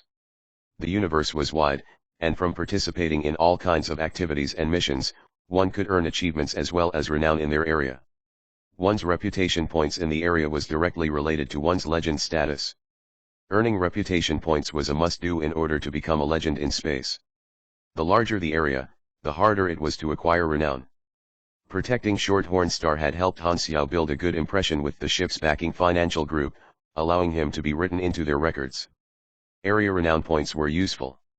Whenever one interacted with the different factions and tried to accept missions from them, the number or level of missions that could be accepted as well as the reward often depended on one's renown. The reputation system was a crucial feature, and players in Han Xiao's past had often been willing to do anything and everything to earn renown. One of Han Xiao's side jobs in his past life was actually to grind renown for others. However, most of his clients did not know that his work motto was breaking was easier than building. Whenever he was done with a job, although his clients' characters would have a considerable amount of renown in the area, they would also have a bounty on them and be hunted by half the area's forces. Of course, he did not offer returns. After receiving his cut of the reward, Lurden was about to turn and leave, but Han Xiao's eyes flashed, and he took big steps, blocking Lurden. "What is it?" Lurden stopped. Han Xiao had made quite a deep impression on him, and he was a bit alarmed at why the other would try to stop him. Han Xiao's eyes darted around before he coughed and said, I caught the boneless bird's leader, Serpent Braid, and was about to be on my way to turn in his bounty. However, it seems like I would have to go to a decently faraway galaxy for that. I don't really feel like going that far right now. How about I sell this bounty to you? Lurden paused for a second before replying, sure, that's fine. Snake's bounty is 3,500 as. You can transfer the money. Lurden frowned. You don't expect me to pay you in full, right? It will cost a considerable amount to travel to another galaxy. Why would I do this if there's nothing in it for me? How much do you want to pay? 1,500. Why don't you go rob a store instead? Han Xiao smelled something. It smelled like someone who was one of his own. His eyes immediately focused, and he said slowly, 3,000. 1,800. At least 2,900. 2,000. The two went back and forth for quite a while. Lurden barely budged when it came to money, and he was not willing to let go of even the tiniest profit. Although he looked like a cold person, he was now arguing until his face was red for the sake of a few hundred as. After arguing the good half of the day way, the two finally agreed on a price. Lurden will be paying 2,501 as in exchange for Serpent Braid. Han Xiao considered it his victory for the single extra as. After making the deal, Han Xiao felt like he had gotten somewhat closer to Lurden. His eyes flashed and asked, do you know the reason behind this raid? Lurden shook his head and said in return, but it seems like you do. Han Xiao smiled faintly while staring at Lurden's face as he explained, this group of scavengers were paid to act on the behalf of Dark Star. They were ordered to capture that Godarin over there. How unlucky, right? When Lurden heard Dark Star, his pupils immediately contracted, and his eyes gave of a glint of pain and hatred, as if he suddenly remembered a painful memory from the past. Oh. I see. Lurden finally took a deep breath and calmed down. He then bade farewell and left with an emotionless expression. Han Xiao chuckled and pointed at Lurden's armor. I'm a mechanic. If you don't mind, I can do some repairs for you. Lurden stopped in his tracks and asked, for free? Hee, we're not that close yet, but I only need a little fee for it. I will fix your gear for 5 as. Then it's fine. Glad to meet you. Bye. He turned and left without another word. Han Xiao felt helpless and clicked his tongue. Won't even spend 5 as? How stingy. Kurlad strolled over to his side and let out a sigh while shaking his head. Sigh. He's one of the Sunils, right? His greed is understandable. I know. Han Xiao nodded and made some calculations in his mind. He had initiated a conversation with Lurden on purpose. Aside from turning over Serpent Braid, he had also wanted to introduce himself to Lurden. He was able to come up with a new plan from their conversation. The Sunil tribe was a tribe that lived in the Garden Galaxy. They had a pretty awesome storyline. Although it should only have been available in a later version, Han Xiao was able to confirm that the storyline was already in effect from his previous conversation with Lurden. He remembered that the Sunil storyline would offer the opportunity to earn a very rare subclass. Han Xiao was currently stuck because of the class change requirement and was in need of a new subclass. Moreover, this storyline had a pretty important main character. Han Xiao was very interested in important main characters, and this particular main character was quite crucial to the next steps of his plans. The reason to venture off into the stars was basically to get stronger. That, coupled with the important main character, made Han Xiao believe that the storyline would be very beneficial to his growth. Moreover, the Sunils had quite the backstory to them. They were a small civilization in the Garden Galaxy. Although they started out as a rather peaceful people who lived fulfilling lives, one day, Dark Star commenced an invasion on a massive scale that decimated their home planets. The survivors of the Sunil civilization migrated until they eventually received the Godarin's protection. They were given a piece of land on some random backwater planet and were allowed to live. But, just barely. Their civilization had suffered enormously from the war and the migration, and it was on the brink of collapse. This was why Lurden was furious at the mere mention of Dark Star. The hate that Sunils had toward Dark Star was one that arose from the near extinction of their entire race.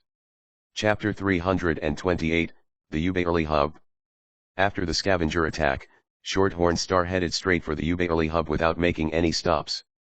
After several days, a massive fortress that floated in space appeared outside the windows of their ship.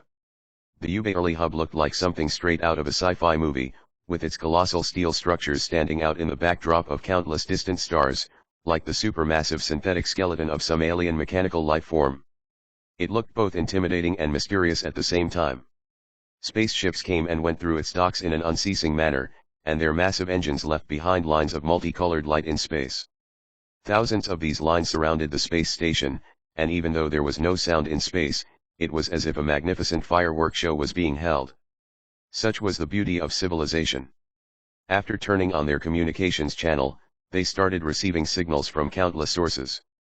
Each spaceship was in the process of gaining entry to the hub, and voices of all languages and accents mixed with the robotic voices formed a unique cacophony of sounds. The bustling hub was in sharp contrast to the stillness of space. Shorthorn Star started to slow down its speed as it approached the Ubearly hub. The space station grew larger and larger in their ship's windows before it soon took up the entirety of their view. It was then that the people on board finally realized the scale of this gigantic space fortress. Shorthorn Star, which was only comparable to a small city in size, was like a tiny pea next to a watermelon when put next to the Ubearly hub. The players, who had never seen this before, had looks of awe on their faces. They were shocked to the core. One would truly feel insignificant when in front of a space station such as that. So big. It's basically a small planet. So, this is galaxy. The players could not hold their excitement back, and soon, they even fell in love with the sight in front of them. The shimmering stars in space would remain to be a wonder for all who looked up at their skies. The players were no different. Bunhitdog made sure to record everything, and he hated that he could not use more cameras to capture this moment. Han Xiao, on the other hand, remained calm as he stroked his chin. The glint in his eyes suggested that he was in deep thought. Entering the Ubearly hub was the first step in their journey in space. The Ubearly hub was a middle point, a massive hub where countless forces interacted with each other on a daily basis. Information from all over the Colton star cluster passed through the hub. It could basically be treated as a main city, as it offered many features such as rooms for rent. To Han Xiao, the Ubearly hub would be an important place for the first part of his plan. Most of his future activities would start out from the hub. If he was to map out his future movements in the Colton star cluster, it would look like a spider web with the Ubearly hub at the center. Han Xiao believed that the most important objective right now was to make a breakthrough in his strength. LV-70 meant nothing in space. He already had an astronomical amount of experience, 27 million. So, all he had to do was find a way to turn all that experience into actual combat strength. In other words, he needed to complete his class change requirements, find a subclass, and look for advanced knowledge. Ubearly hub was a great place for trading advanced knowledge. The INAS that he had earned earlier would be put to great use soon. Han Xiao currently already possessed 2 pieces of advanced knowledge, and he needed a total of 5 to class change. Based on his memory, however, the INAS that he had was not enough. Advanced knowledge was always expensive to acquire. Yet, compared to Planet Aquamarine, the process of acquiring advanced knowledge was 10 times easier. As long as he had enough money, he would not even have to worry about getting into a good relationship with the buyers. Earning money was an important objective. Just then, the captain's voice sounded over the ship's broadcast system. We're about to enter and dock in port 273. All passengers, please head to the waiting area near the ship's bridge to wait for landing. Allow me to once again express my gratitude for choosing our travel company as well as my deepest apologies for the earlier incident. Thank you for your cooperation on board. Shorthorn Star entered a large docking area, and the bottom of the ship locked onto the docking rails. After the ship was secured, the port's metallic gates opened, and the ship was let in on the rails before the gates closed again. The passengers on the spaceship then headed toward the bridge to wait to disembark while carrying their luggage. The players were all carrying Han Xiao's material boxes. The large packs of materials and equipment looked rather suspicious and easily grabbed the attention of the surrounding onlookers. However, the passengers all knew that Han Xiao was the one who had protected the ship from the scavengers, and they looked at Han Xiao's group with kindness in their eyes. Not that Han Xiao and the players understood what a kind expression would look like when it was on the face on another species. To the players, these warm looks were as good as threatening glares, and they were in a constant stage of worry for their own lives. I'm finally free. Kurlad was emotional as he stretched out his arms, as if trying to embrace the sky. Calm down. It's not like I treated you badly. I didn't torture you. Han Xiao gave him a sidelong glance before saying, you even earned 1,500 INAs because of me. I feel like you should be thanking me instead. I would, if you would just return my equipment to me. Wow, why is it so noisy here? Sorry, what did you say? Kurlad felt helpless about this. He knew Han Xiao well enough that probably only if God Gal himself showed up would Han Xiao be willing to give back what he had taken. He shook his head and got serious. I need to go back to work, and I need to submit a report. I won't go back on our promise, and I will make sure to not trouble you with my report. Even if you don't trust my words, you should be aware that due to the dangerous nature of the observer's job, what you did wasn't nearly enough to warrant a bounty on your head. You can rest assured that no one will trouble you due to this. Sounds good. Han Xiao chuckled as he silently put away his gun. I will count it as my bad luck for meeting you, Kurlad said dejectedly. I'm pretty happy though, Han Xiao replied happily. The spaceship shook once before it finally came to a stop. The exit slowly opened up, revealing a white platform in front of them. The dock was as massive as a city square, and there were bright lights all over the place. The ceilings must have been at least a few hundred meters high to be able to fit the entire Shorthorn star inside. At the end of the platform was the entrance into the space station. When Han Xiao brought the players off the ship, he was able to catch a glimpse of Lurton, who hurriedly dragged along his bounty and was walking at the front of the group. After the attack, Han Xiao did not get another opportunity to converse with Lurton, and their relationship did not progress any further, but that was fine for Han Xiao. We should be able to meet again as long as I interact with the Sunil storyline. After walking through a long, winding passageway, they finally arrived inside the Ubaerli hub, and the space around them suddenly opened up. They were currently at the hub center of the space station. However, although it was called a center, the place was more like a city and measured several dozens of kilometers in length. At the edge of the hub center was a gigantic, arched French window through which they could see the vastness of space that was just outside. The group had walked into through an entrance near the French window. The hub center's ceiling was also extremely tall, and the top was over 1,000 meters away from where they stood. At the very middle was a white tower that was built right through the ceiling. Countless buildings surrounded this tower, forming rings upon rings of structures. The buildings were all built with drastically different designs, and each building took up a large amount of space. Each floor was a huge platform on its own, built with all kinds of facilities and areas. There were also bridges that connected these tall buildings with one another. The dizzying number of bridges and walkways between the buildings formed a maze-like megastructure, while many public air transport vehicles darted through the open spaces. The ground was also dotted with a variety of massive infrastructure such as gyms, theaters, and public parks. This was a place where countless different species interacted with each other. Transport could be seen flying around the air at all times. The players almost felt like this was all too much for their eyes to take in. It was like they had entered an unimaginable world, and everything that had only been a figment of their imagination in the past had become reality. Basically, they were speechless and really excited.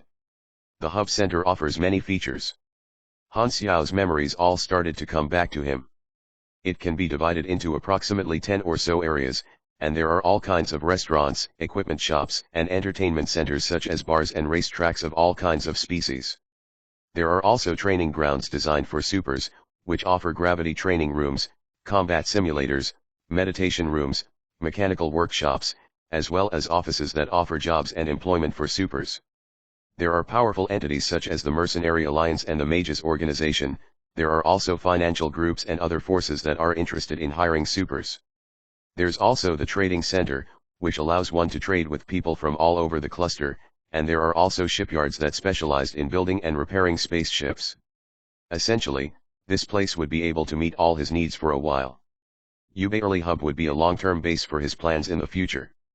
Chapter 330, Happiness of the Poor. Translator, Atlas Studios Editor, Atlas Studios. Can I go now? Kurlad asked. Naturally, there was no need for Han Xiao to break the promise of allowing Kurlad to leave after reaching Ubaerli Hub. Han Xiao suddenly had an idea. Kurlad was an investigator that had landed on planet Aquamarine, and maybe Han Xiao could hint about the mutation disaster since he was a citizen from planet Aquamarine. There's something I need to tell you, I hope you can put it down in the report. Before you say anything, I respect my work as an investigator, so don't bother telling me to write fake news, Kurlad said with confused expression. If you respect your work, then pigs can also fly. After Han Xiao went speechless for a second, he continued speaking with a serious tone. Planet Aquamarine is now covered in a mist of shadow. I believe that there will be a disaster that could wipe out the entire planet. I hope that you can emphasize this point on your report, and if the department has plans to investigate Planet Aquamarine again, I suggest that they look for clues about the disaster. Kurlad did not really pay much attention, but he said, I'll put it in the report. Han Xiao was not sure whether the mutation disaster had begun. It would not be a disaster that could shake the entire version if the cause was easy to find. The probability that the Godaran investigation department would listen to his suggestion was ridiculously slim, but Han Xiao's purpose was not actually to get Godaran to find some clues. This action was to prevent problems in the future. If mutation disaster did happen on planet Aquamarine, then Godara would remember this report, and he could build up a proper relationship with Godara. Kurlad would be a middleman facilitating the communication. Okay, that's it. You can go now. Hope we'll meet again. Han Xiao then suddenly said, remember to take your first step with your left foot. Huh. Kurlad was extremely confused. He waved as he said goodbye. After some thought, he stepped out with his right leg and disappeared into the distance. He's so obedient, Han Xiao muttered with a smile. After the farewell against Kurlad, Han Xiao needed to deal with proper business. Ubairli Hub had a lot of opportunities, and Han Xiao still remembered the majority of them.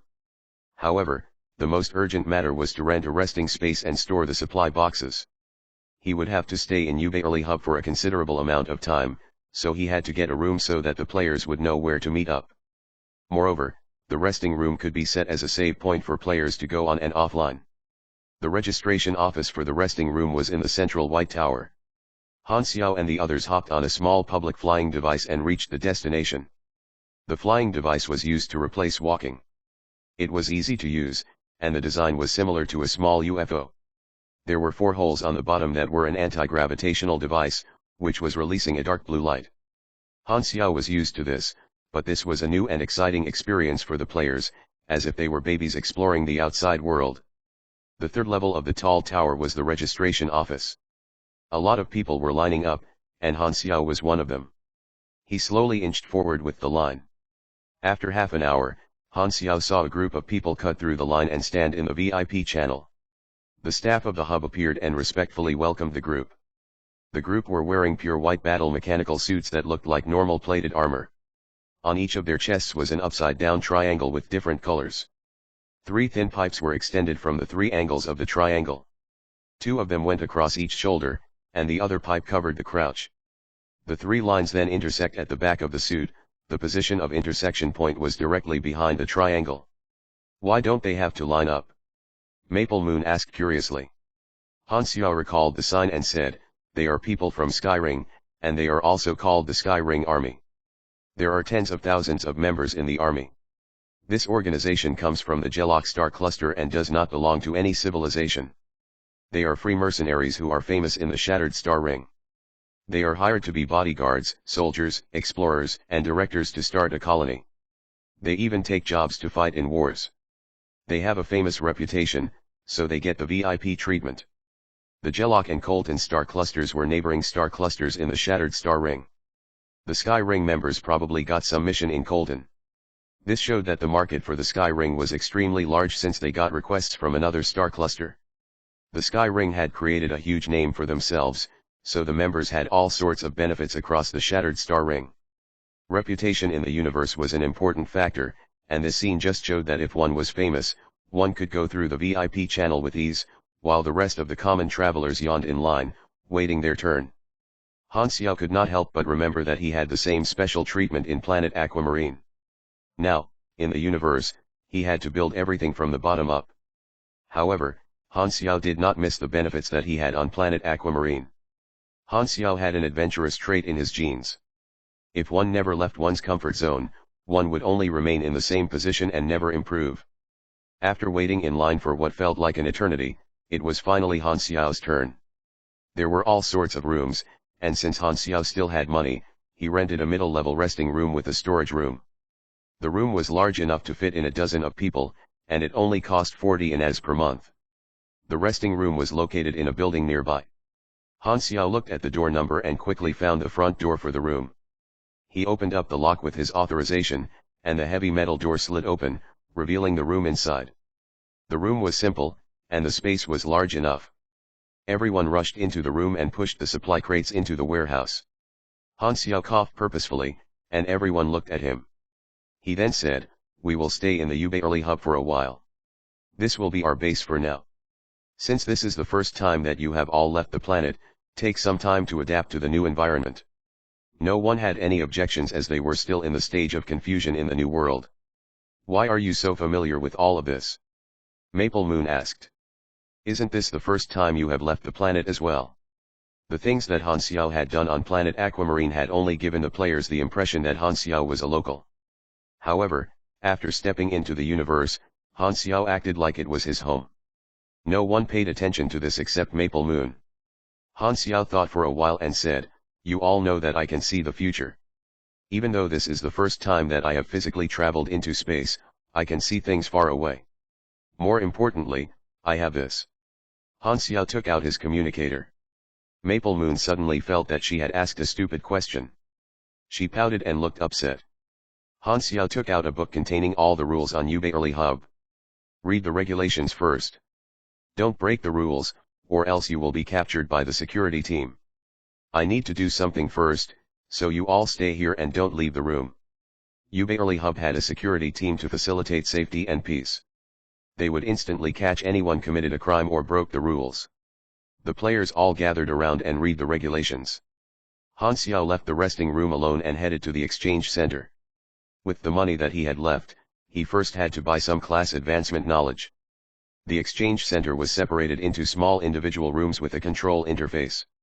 Han Xiao walked into a room and opened up a trading list. Countless items filled the screen. With the name, introduction, price, seller, and delivery time, the interface looked a lot like websites for online shopping. The regional online exchange center aggregated all the items for sale in the stellar area. Sellers just posted the items that they wanted to sell, and the variety of options made it more convenient for buyers to purchase. The items were all verified, so it was impossible for anyone to buy a fake item. Han Xiao directly chose Mechanic Super Knowledge. Colton Star Cluster did not have a lot of sellers for knowledge, and there was no knowledge that was in a complete set. From the 3 branches and 15 knowledges in total, only 8 were on sale. All the prices for the items were more than 10,000 ines. Knowledge like Advanced Mechanic Power and Advanced Energy Theory were sold up to 50,000 ines. The reason that the knowledge was this expensive was probably because the major organizations did not have to share the information, and people did not want to build relationships with camps, so they could only spend a fortune to buy the knowledge. However, this was not a problem for Han Xiao. He could make a few copies of class advancement knowledge and sell it to the players, so he could easily earn back the money. To make the players buy the knowledge from him, the price had to be a bit lower, but this could also build a better bond between him and the players and perhaps gain even greater benefits. Unfortunately, it was just an ideal dream. The restriction that he faced was demand for the market, and for Han Xiao, the players were the only market that he had. However, each player only had 1,500 ines, so he had to put the idea aside. Even though he did not have much money, Han Xiao would never auction the knowledge to the players. To let the players easily get this knowledge did not fit Han Xiao's vision. So, not only did he have to make himself rich, he also had to make the players rich. He had to build up a small society and foster everyone for a better life. After searching through the list, he could buy a class advancement knowledge that was barely useful. It was advanced radar technology with the price tag of 11,000 ines. The knowledge was more utility-based, where it focused on detection and scouting using methods such as radiation, waves, and light spectrum. At least it's better than nothing. Han Xiao sighed and confirmed the payment. He connected the personal communicator and uploaded the information to the interface. The personal account balances started rolling, and in an instant, the balance was left with only 2,000 ines. Han Xiao felt tears running in his eyes. It's back. Everything is back. It's this feeling. The excitement of a mechanic. Every time I spend money, my blood pressure skyrockets. Happiness of the poor. Happy my ass. Chapter 331, Black Star, The Beginning, 1. Translator, Atlas Studios Editor, Atlas Studios. Advanced Mechanic Control Type Knowledge Detected, Advanced Radar Technology. Learn in exchange for 2 potential points. Learning. 15%. 74%. Knowledge successfully learned. You have learned advanced radar technology. The new knowledge had been imprinted his mind, and his potential points dropped 2 points from the previous 55 points. Potential points were used to learn and level up knowledge. Although it did not seem like much as all 15 advanced knowledges could be learned in exchange for 30 points, one would keep running out of points the moment they tried to max out those knowledges. Han Xiao had run into this problem in the past, which was why he was extra careful about spending his potential points this time around. He rarely spent his potential points unless necessary. Due to the limit of the potential points, mechanic players were forced to branch out in specific paths. It was impossible to be a master of all. Aside from earning a potential point upon leveling up, players could also earn a potential point from raising their mastery of an ability to the max. So, players could further their knowledge and thus increase their strength even after they had already reached the maximum level. Mechanic just so happened to be a class that never ran out of new abilities. Each new blueprint counted as a new skill, and all they needed was experience points. Han Xiao had a massive advantage when it came to experience, and the amount that he had amassed was far beyond what the players imagined to be possible in the current version. He had the luxury of branching off in several directions, giving him a huge edge over the players. You have acquired a new blueprint, Simple Multifunction Detector. This was the basic blueprint that came with learning the radar knowledge. Most players would come to find radar technology very helpful. It could be used for making observations at long distances as well as scanning the electromagnetic radiation in the surroundings. Although it could not directly improve their strength, it was still an important blueprint to have. As the players leveled up in the later versions, combat became much more dimensioned, and without sufficient radar technology, one was as good as blind. However, the majority of the players opted for the store-bought detection tools, and only the large gaming and merchant guilds would have access to such knowledge. It's actually not a bad knowledge. It suits my needs quite well. I can sell the detectors to the players after producing them en masse. This kind of supportive equipment could be viewed as absolutely necessary by many players. He had now obtained 3 advanced knowledges and was only in need of 2 more to meet one of his class change requirements. Now, the problem was money. However, Han Xiao's motto was to get rich together with the players, expand their market, and earn the NPCs' money with the players. Han Xiao had the advantage of knowing about the storylines already.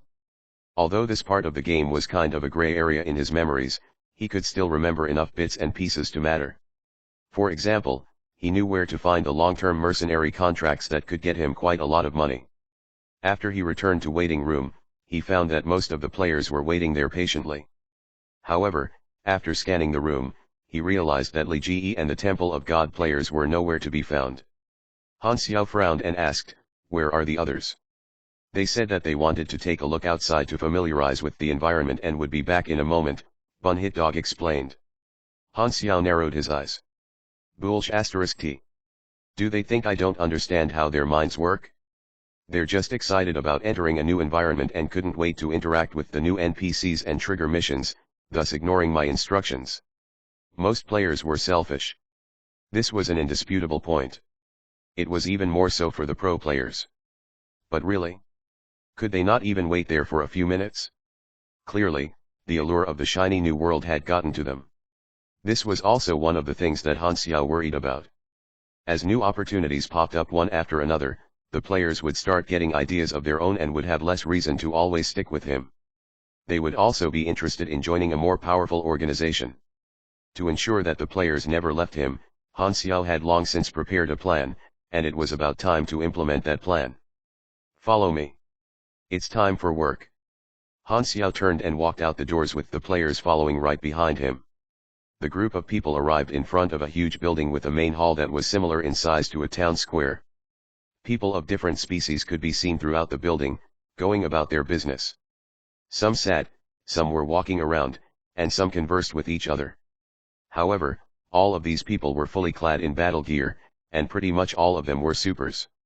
What is this place? The players asked as they looked left and right. The Mercenary Alliance, Han Xiao said slowly. A powerful neutral organization that offers swords for hire. This organization's business can be seen in all corners of the universe. It was founded by the three big civilizations in space. They maintain absolute neutrality, and all intelligent life forms can register to become one of their mercenaries. The Alliance ranks their mercenaries with different levels, and the difficulty of a mission, the value of reward, operation funds, and other benefits all depend on your level.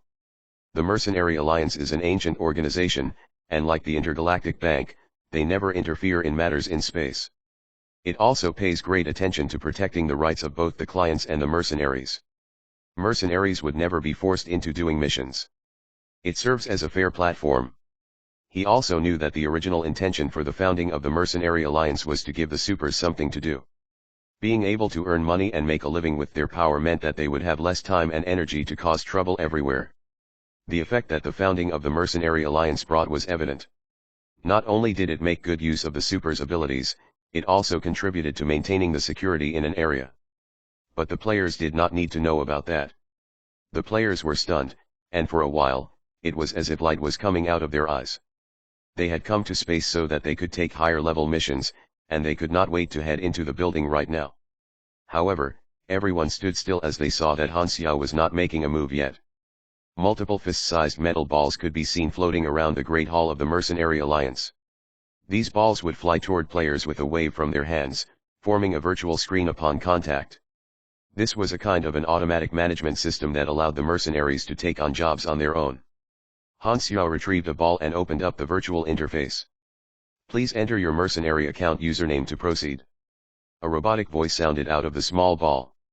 Han Xiao directly selected the register option, and the screen changed. After entering his identification information, his account could not be connected to his bank account. Han Xiao entered the information for his own bank account, and with a flash, the screen refreshed and displayed his basic information. There was only a name and a single entry in his resume protecting Shorthorn Star. This resume would automatically record his official accomplishments, and as he had only entered space not too long ago, it was still as blank as a sheet of paper. These accomplishments were basically the physical record of his renown, but the accomplishments that were made with no witnesses around would likely not be recorded. However, the renown on the player interface was different. Even without someone spreading the news, the renown points would still increase on its own whenever a player did something big. Han Xiao needed a mercenary nickname. He was called Black Phantom on planet Aquamarine, but he felt like that name wasn't domineering enough. He decided to use a new name to also pique the players' interests. After a bit of thinking, Han Xiao said slowly, then let's call myself Black Star. Black Phantom was a name for a killer and felt a little bit edgy. He felt that the new name sounded much more righteous and fitted his image quite well. The great mechanic Han was pleased with himself. He chose the color black because he felt a connection to this color. He had liked to wear black clothing even in his past life, not because he thought it looked cool, but because he was too lazy to wash his clothes. After entering a bunch more information, the little ball revealed a small probe and reminded, if you're a super, please release your energy toward this probe. The system will analyze your class for you, and this will determine the difficulty of the missions that will be matched to you. Han Xiao held the probe and sent sparks of energy out of his fingertips. He used about 80% of his power, and C-class was displayed on the screen. Data collection complete. Creating file. Mercenary codename, Black Star. Credibility rating, 10, starting value. Strength level, C. Class, Mechanic. Certificates and badges, none. Faction or group, none. Summary, Mercenary Recruit. File creation complete. Data has been entered into the system. Black Star, welcome to the Mercenary Alliance. Chapter 332, Black Star, The Beginning, 2. Translator, Atlas Studios Editor, Atlas Studios. The Colton Star Cluster had quite a few opportunities, and the Mercenary Alliance's dataset was the easiest way to find the missions. Han Xiao picked some of the missions that he knew. To be a free mercenary was a very good choice. One could earn a lot of money while networking with major organizations. It was a free path of promotion to the higher status. But Han Xiao's plan did not stop there.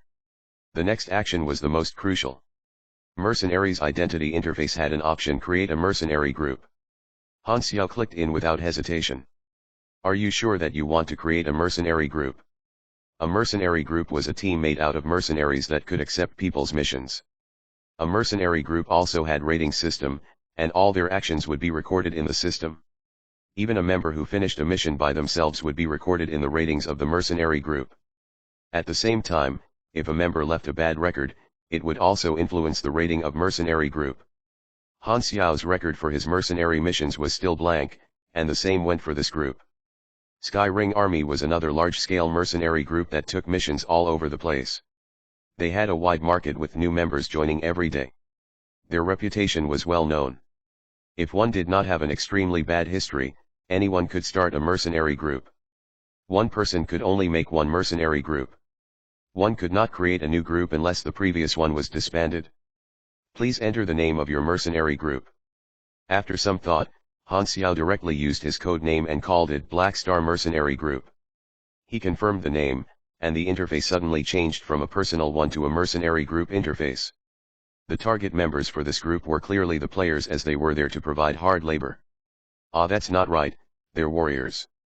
Life as a mercenary was extremely dangerous, but players could always revive, so there would not be any loss.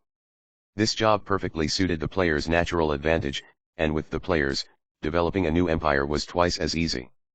Let the players join my mercenary group, then we can start a new base. Han Xiao's eyes looked deep as he smirked. Building a base was one core component of his plan. It could tie the players as a beneficiary on his tank, and the players would be more concentrated together while decreasing the chance of players leaving. This was the plan that Han Xiao had finally come up with after pulling his hair out. At the same time, he could build a closer bond with the players, and their relationship could move from one purely out of benefits to comrades. Think about it, building a mercenary group by himself with professional players as the initial players of the organization would create a lot of news in the world and attract even more players' attention.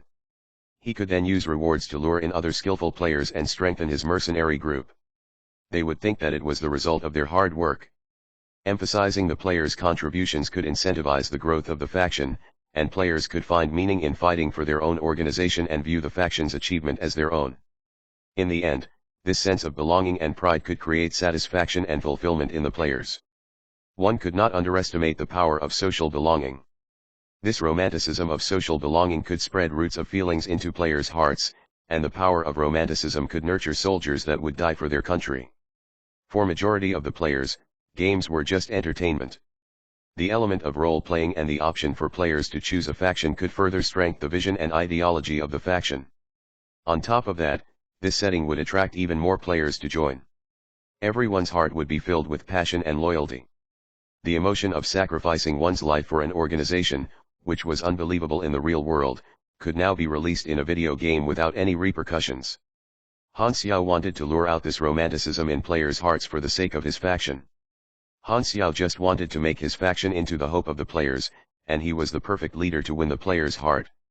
Along with the growth of his faction, Han Xiao could earn more benefits and obtain better items, all while rewarding the players' contributions. The whole process would be a virtuous cycle, and through this, Han Xiao could aggregate the power of the players to assist him to his goals. Building a mercenary group was the first stage of his plan, and through Bun Hit Dog's show, he could keep refreshing his presence. Once the future version was updated, Han Xiao could simply wave his hand, and all the players would rush to him to join the faction. Of course, it was just an outline of the plan. The actual execution was complicated, and it would take a lot of time and resources to reach the end stage. However, once the plan succeeded, it would be revolutionary for the players, just like the alliances and the hordes in World of Warcraft. This was the blueprint of Han Xiao's new empire. You all have the requirement to register as a mercenary. Join my mercenary group, and I will take care of you all, Han Xiao said in a seductive voice. Frenzied Sword did not hesitate and was the first to register. He only had two rules. First, he could eat well if he followed Han Xiao. Second, Han Xiao was always right. The other players slowly joined, and Han Xiao smiled as he watched the whole process, as if he was seeing all the seeds buried into the soil, waiting for them to grow. The display quickly switched to a new interface. Black Star Mercenary Group. Credibility, 10. Scale, 47 members. Class C, 37 members. Missions completed, 0. Active region, none. Records, none. Creator, Black Star Han Xiao. Creation date, Galaxy Calendar October 2nd 688. Summary, Trainee Mercenary Group, small scale, abilities are similar among the members, no obvious strength. As the mercenary group had just started, they had no information. There were 3 criteria to rate a mercenary group: scale, strength, and credibility. The first 2 were requirements to determine which missions the organization could apply. For credibility, it was the level of a mercenary group. The points for credibility could be gained after missions were completed. The credibility was the core representation of the reputation. Many employers had standards for the credibility of the mercenaries. If the credibility score was too low, then the employer would reject the application of the mercenaries. Credibility was also equivalent to popularity. Of course, in the formal document, it wouldn't use such an informal word. But in the reputation system, it quantified the reputation system of the mercenary group, and only Han Xiao could see it. Li Ji and Temple of God were not in the scene and ran around by themselves, so they were the only 2 groups that did not join the mercenary group. Han Xiao was irritated. At this time, Han Xiao's interface popped out a hint. Faction formed, Black Star Mercenary Group. Faction Management function activated. The NPC model added a new option named Faction Management, which was located to the side of Dungeon Creation. I knew it! Han Xiao was excited. After he succeeded in Dungeon Creation, he had been wondering what other functions the NPC model had. He had expected a faction option to be one of the functions, but he had never activated it. He figured that, since he had belonged to the Darknet, which Bennett was the boss of, the functions had never been needed before. He had been pretty confident that only by creating a faction himself would the function be activated. And he was right. If the interface did not work, he probably would have given up, but now, with the management interface, it simplified the whole process. Han Xiao quickly clicked into faction management and experimented with things, getting more excited as he looked on. There was only one way to describe this function. You could do anything you want. Chapter 333, Black Star, The Beginning, 3. Faction management was the most complicated among all the NPC interfaces. There was a dizzying number of options and information. Through this interface, Han Xiao had access to all the faction-related features a player would have, and he could also give out faction missions, albeit a limited amount. The level of reward that he could give out was dependent on his own level, faction rank, faction influence, and legendary points. Faction reward limit, 92,000. Faction leader level, 70, plus 56,000 reward limit. Officers, none, NPC. Faction size, 47, plus 20,000 reward limit. Renown, 2, plus 4,000 reward limit. Faction leader legendary points, 3, plus 15% reward limit. Allies and enemies, none. 92,000 was the limit for a single mission, but the daily total limit was 20 times that amount, far more than the limit for individual members, which was only 5 times more. Moreover, the other factors such as the faction officers and renown would all add on to that limit. With everything added up, their faction's currently daily total limit was 26 times the base amount. This meant that he could reward the players in his faction with a total of 2.4 million experience every day, but as there were currently 50 or so players, each player could only receive around 50,000 experience. This was not really a lot of experience for the players at their level. The reward limit mainly controls the speed at which a faction can grow. This is only the base limit, so there's still a lot of room for growth. He made some calculations, and putting aside his leadership level, his own character level also contributed to the reward limit. Recruiting strong NPC officers to their faction would also greatly increase their reward limit. This convinced him of the need to start interacting with main storyline characters. The faction size was also separated into different stages, with the next cutoff being 100 members. Renown was basically the same as the reputation system with a small difference. Faction renown was the aggregate of all area reputation points. For example, 10 points of renown in the Garden Galaxy and 5 points in the Jelok Star Cluster would add up to a total of 15 faction renown. Legendary points gave a percentage increase to the reward limit, and this increase was calculated after all the other factors such as leadership points were accounted for. The allies and enemies was basically the faction's foreign relations. Aside from faction missions, The system also allowed him to manage and monitor the player-faction relationship, as well individual players' level of contribution. Overall, Han Xiao was very pleased with this new interface, and it could help him attract more players. After Han Xiao established his faction, the other players also received notifications on their interface. You have joined Black Star Mercenary Group. Current relationship, cold, 0/300. The players were not surprised, as something like a faction notification was everyday business to them. Han Xiao's faction management system started listing out the names of the member players. His eyes flashed, and he gave out another notification. You are the Black Star Mercenary Group's first batch of recruits. You have gained 300 contribution points. Current relationship status, neutral, 300/1000. There's something like this. We got the neutral status directly. The players were overjoyed, and they hurriedly studied the faction interface. They wanted to find out what benefits they could get out of earning contribution points. Once they entered the faction reward page, an assortment of items was displayed in front of them. Most of these items were originally in Han Xiao's personal NPC shop, and he simply moved them over to the faction page. Moreover, he also threw in some good stuff that was not available from his shop.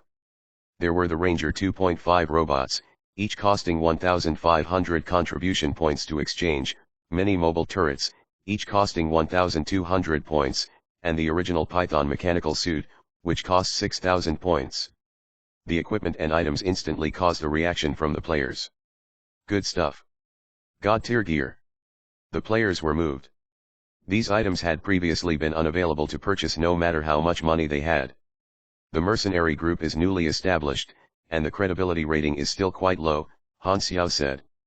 Only by raising our credibility rating can we take on higher level missions. We're all comrades in arms now. Let's work hard together for the future of the mercenary group. Immediately after, he made the faction size information visible to all the players in the interface. He wanted to use this as a reminder for them that they could take on jobs with better pay once they raised their rating.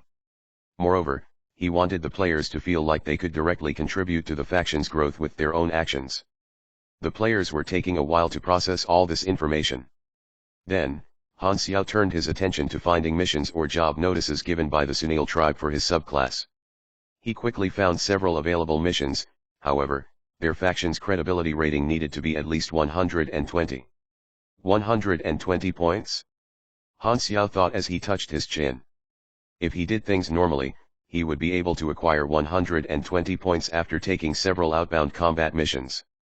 However, he decided to take those menial labor missions that awarded at least 1 credibility point per mission. These daily missions were safe and easy, and they could be completed within the hub. Although it would take more missions, was this not what the players were for? He immediately used the newly gained interface to issue a faction mission. Faction Mission Credibility Standard. Mission Introduction: Black Star Mercenary Group has decided to take on an outbound assignment. However, the minimum credibility rating must first be met. Note, this is the prerequisite of the first outbound assignment taken on by the faction. Mission requirement: complete the daily missions and jobs at the hub center until the Black Star Mercenary Group has acquired 120 credibility points. Reward: 45,000 experience and 300 faction contribution points. Remark: the 3 top contributors to meeting the credibility rating minimum will receive additional benefits. There isn't much experience awarded, but the contribution points rewarded are not bad. Did you not see? This is only the first part. We will be able to take on the combat assignment later on. That's where we'll be able to get the experience. This is a team mission, right? It's asking for everyone to contribute to the 120 points total. Ho ho. You even get benefits for being the top 3. Frenzied Sword, Hao Tian, and the others got excited and could not sit still after seeing the reward. They knew better than anyone that Han Xiao's benefits would definitely not be ordinary. The mission only required taking on the daily missions in the hub. These missions usually only had to do with cleaning and some other utility-related work. The good thing was that they did not have to go through the trouble of leaving the hub. If the 50 players worked together, they would be able to meet the credibility rating requirement very fast. Han Xiao was not worried at all. Moreover, the players had only been getting benefits ever since they joined the faction. So, they naturally had no reason to refuse the faction invitation. After receiving Han Xiao's orders, the players spread out and left to take on the daily missions. With this group of helpers, Han Xiao was able to clear out a lot of time for himself to deal with some other business. After he returned to the resting room, he decided to make some preparations as well as think through his future plans. A few hours later, Li Ji and the others returned to the resting room. They had been walking around outside for quite a while. Li Ji had left for space because he wanted to trigger all those new missions. With so many new NPCs at the hub center, he could not wait to explore around and see what missions he could accept. However, he found out that most people there were travelers, and they all laughed Li Ji and the others away when they tried to offer help. The NPCs asked them why they did not just go to the Mercenary Alliance if they wanted to take on jobs. Although they could not receive any missions, they were able to get a new piece of information. After heading to the Mercenary Alliance and busying themselves for half the day, they finally registered themselves as mercenaries. Seeing the countless listings of jobs and missions convinced them that they had made the right choice in coming to space. Furthermore, Li Ji believed that acting by themselves was the right action to take, as they had gained a lead on the other players. The group of people chatted as they walked to the room's entrance. "We have gained an advantage this time.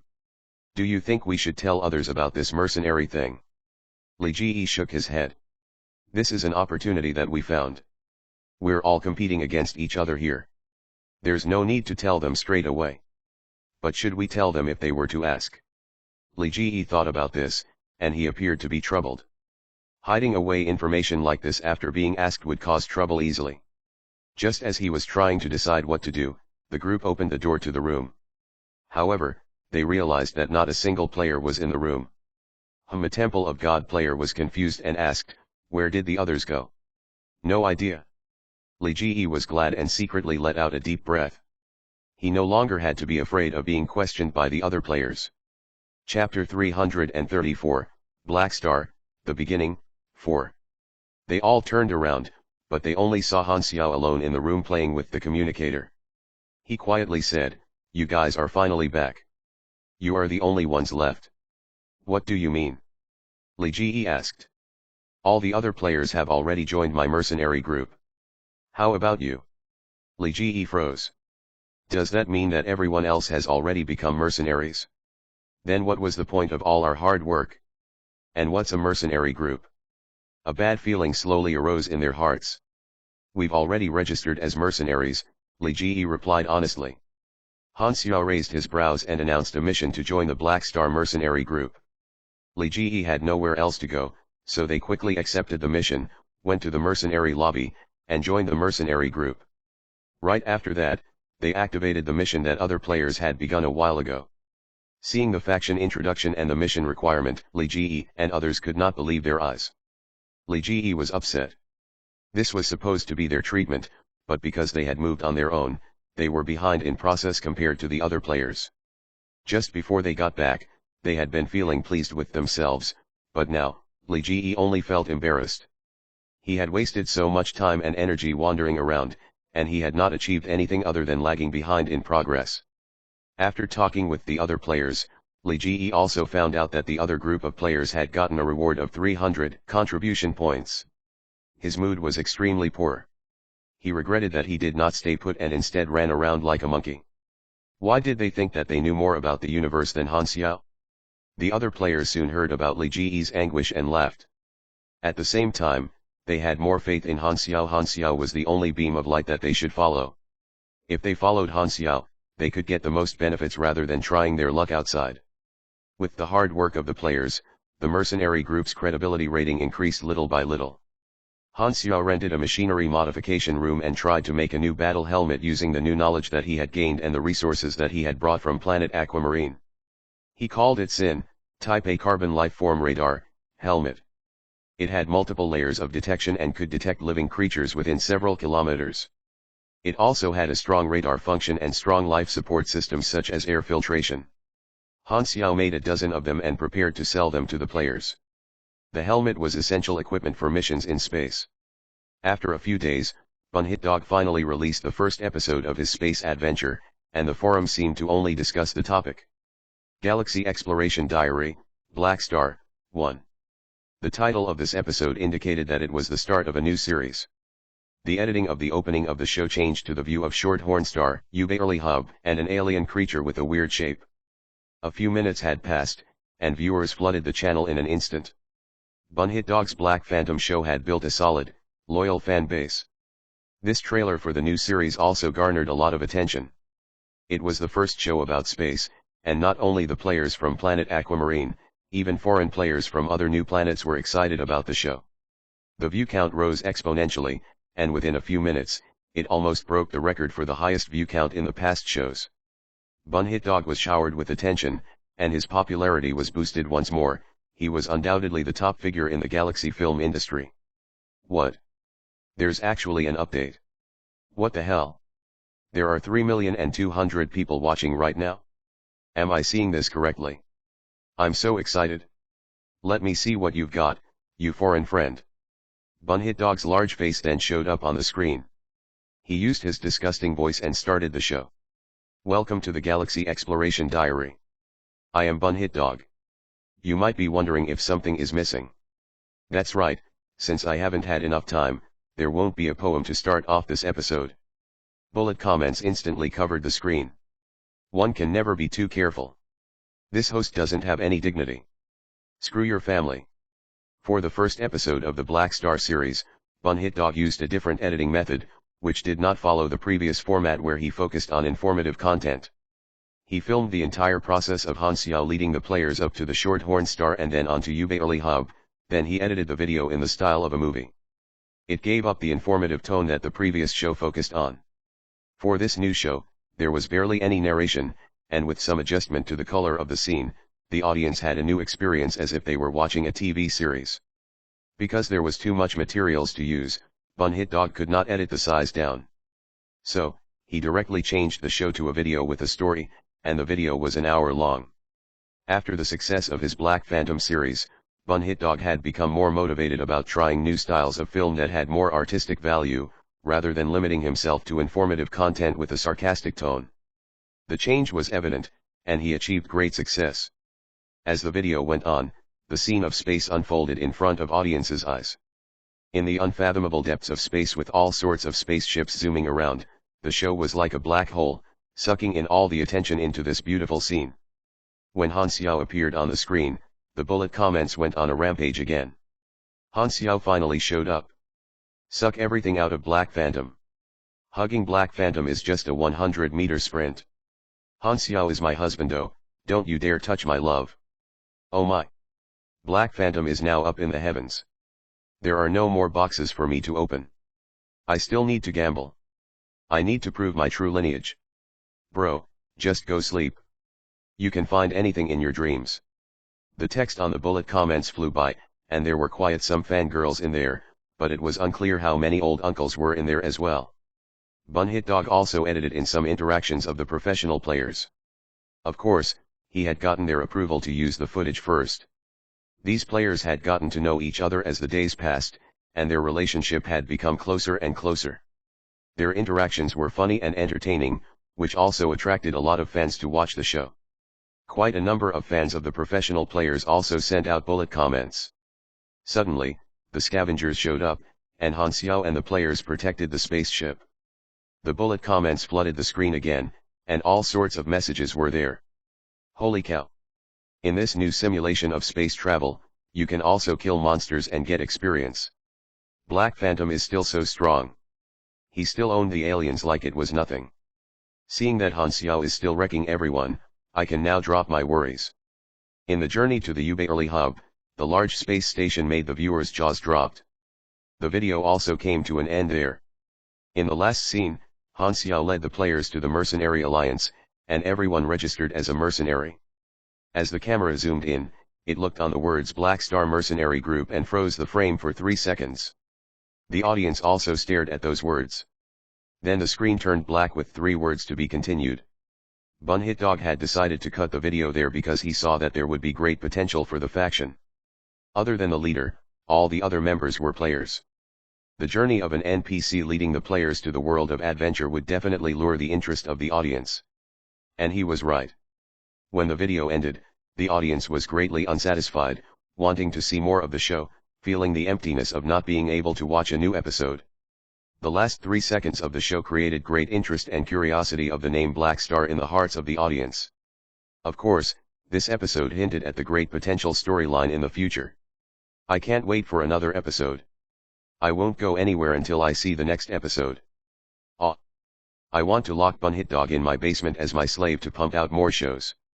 I think he would like that. Hey, what are you thinking? I'm ashamed of you dirty-minded creatures. The view count of this episode skyrocketed to an unprecedented level.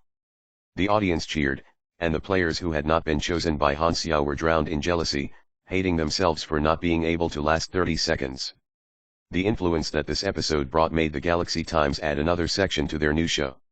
A long time ago, we deduced that the storyline character had its own limit, where once they finished their storyline, they would turn into a nobody. However, this incident shows that we were completely wrong. Black Phantom Han Xiao. Oh, I mean Black Star Han Xiao proved us wrong. His activity was not limited by the level of the civilization. He headed deep into space and became the first man from planet Aquamarine to explore the universe. This is his new arc. We thought that Han Xiao was only a character on planet Aquamarine. From what we have seen now, everyone guessed wrong. He did not have only one war storyline. He has another more advanced main storyline on space exploration. Compared to other beginner planets, planet Aquamarine's potential was limited, but after the rise of Han Xiao, he has opened a path to explore new territory and storylines. Black Star Han Xiao was not the main character of this planet. Galaxy Times was brave in recognizing its base mistake, and its honest attitude garnered a positive reaction from the viewers. The segment also boosted the popularity of Han Xiao and promoted his status to a level above the main character of a planet to something even higher. This raised another question from the players. How far could he go? Han Xiao also saw the show, and the effect achieved what he wanted. The players looked up to him even more, which meant that Han Xiao was accepted at a deeper level in their hearts. Thousands of players discussed frantically on the forums, and the heat of the topic did not stop.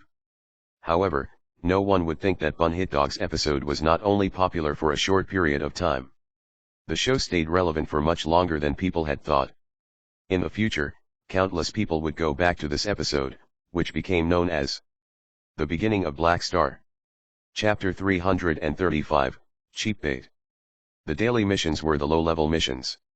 Once a faction's credibility rating had reached a certain level, daily hiring missions could no longer be used to gain credibility points. This ensured that faction's credibility rating reflected their actual capability. 120 points happened to be the first cutoff. This was the minimum to become an official mercenary group, one that would actually attract potential clients. The pro players had great efficiency. Their faction was able to gain 120 credibility points in 2 short days. Han Xiao then released the faction mission reward, with King Admiral Hao Tian and the Berserkers team captain, Yan Ran, being the top 3 contributors. The players whom Han Xiao had recruited were not just limited to the 4 big guilds, and he had also made sure to get people from the top-ranking gaming clubs and teams from the tournament, such as Thunderstorm and the Berserkers. Thunderstorm was alright. They even had the beauty, Rainy Kim, and was thus getting a decent amount of attention. The Berserkers, on the other hand, despite being a top-class battle team, did not have much of a presence. To be honest, Han Xiao would have completely forgotten about them had Yan Ran not made it to the top 3 this time. Han Xiao gave those 3 additional rewards and also re-emphasized to the players that contributing to the faction would net them a lot of benefits. The additional reward was his newly produced Sin, Type A carbon lifeform radar, helmet. It was something that could only be exchanged with 800 faction points and immediately invited the other players' envy. Then, Han Xiao announced, this helmet can greatly enhance your sight and function in many extreme environments. He explained the helmet's functions in a way that implied the necessity of this helmet for the future outbound missions. The 3 winners quickly put on the helmet to test its features for themselves. The internal screen displayed all kinds of analyzed information of their surroundings such as energy density. They could even adjust the display themselves. The function of this item was clear to see, and it also gave decent protection for the head. It was an item that suited all player classes. Frenzied Sword was close to Hao Tian, and he was able to borrow the helmet to test it out himself. After putting it on, he could not help but say, it really is a good item. After the others saw this, they also took turns putting on the helmet to see for themselves. They were then convinced that they had to earn this item in the future. With the reward given for being the first batch of recruits along with the previous faction mission reward, most of the players had already accumulated 600 contributions points and were only 200 short of the helmet. Han Xiao had set the price of the helmet to 800 points on purpose to bait the players' frustrated feelings. Being just short of being able to obtain the item would make them want to either do more missions or even give up their own items or even money in exchange for it. Although it seemed like the players had been able to easily gain 600 contribution points, it was all just a strategy that Han Xiao had long been implementing whenever he dealt with the players. He converted the players' desire for an item into something of a physical value. The items that were available in his shop were cheap and reliable, and in combination with the allure of faction points, it meant that Han Xiao would be the go-to place whenever players wanted to spend their money. The exchange rate of INAS to faction contribution points that he had decided on for now was 50:100 for those with a neutral status, which was 0 to 1000 contribution points. So, in the player's mind, the helmet's value was 400 INAS. Now that they could buy it at 25% of the original price after using their contribution points to pay the rest, they felt like they were getting a huge bargain. Half of the players had earned 1500 INAS from the Shorthorn star raid and were itching to spend their money on something. The other half did not have a lot as they had only been doing some daily jobs. However, most of them decided to borrow from the other half out of desperation. We're all in the same line of work here. It's just 100. Are you actually not going to lend me that little money? You're not gonna? Are you looking down on me? Eichmann, we're all buddies here. We will definitely make more money in the future. You don't have to worry about me not paying you back. Where could I even run off to here? I will owe you a favor if you lend me some money. After a chaotic scene, the last group of players was able to obtain their own helmets after getting into debt. Of course, the Temple of God players were the most in debt, making Li Ji feel very bad. With 50 or so customers, Han Xiao was able to make over 6,000 INAS in one go for all the helmets that he had made, so he was feeling very pleased with himself. These helmets had been made with materials from planet Aquamarine and actually cost next to nothing. The profit margin here was practically insane. After their group of people arrived at the lobby of the Mercenary Alliance, Han Xiao got ready to open the interface to accept the jobs offered by the Sunil tribe. However, he realized that the lobby was a little odd today. A crowd of mercenaries was making a ruckus at one corner of the lobby. Han Xiao was a curious person, so he walked over, only to see a short blue-skinned person get surrounded by the group of people. The person was wearing a fancy loose-fitting dress and had hard nail-like hair, pointy ears, and no nose. The two eyes were shaped into a tight slit while the mouth was curved upside down with a naturally upset expression. This person was a Blune, and his appearance was akin to an emoji. The impression that the other species had of the Blunes was that they were very selfish, and opportunistic people. This particular Blune was some financial group's materials investigation member. He was there in person to hire mercenaries in order to save on the tiny processing fee that he would have had to pay if he had gone through the proper hiring channels. This Blune was called Martin, and he was in the middle of introducing his job offer. I am from a materials investigation team that is on its way to Planet Garden 791 for a 3-day on-site investigation. We're looking to hire bodyguards. Each person will be paid 400 INAS, and you will be responsible for protecting our team members. You will have to clear out the investigation grounds of any beasts as well as perform reconnaissance in any dangerous areas. We're looking for groups with a credibility rating of at least 120. The surrounding mercenaries only showed cold faces at that. 400 INAS was not a very attractive reward. Moreover, this deal would be made in private instead of going through the official Mercenary Alliance channel. This meant that no records would be made in the system, and they would not be able to gain credibility points for completed the job. None of the surrounding mercenaries were bothered enough to take on the job. Han Xiao's eyes flashed, and he checked his star map. Garden 791 is close to the Sunil's home base. We could earn some cash on the way. Although the reward is only 400 INAS, if each of our 50 people can get it, it's still not too bad. It was only a lifeless planet, hence the name with the code. It was basically a planet exclusively for resource excavation. Han Xiao pushed through the crowd, walked up to the Blune, and said, Black Star Mercenary Group. 50 people. Only group assignments for now. Let me check your credibility rating. Martin gave Han Xiao a quick scan with his eyes and was quite happy. He had finally found someone who would take up his offer after shouting there for half the day. Han Xiao pulled up his mercenary information page and passed it to Martin.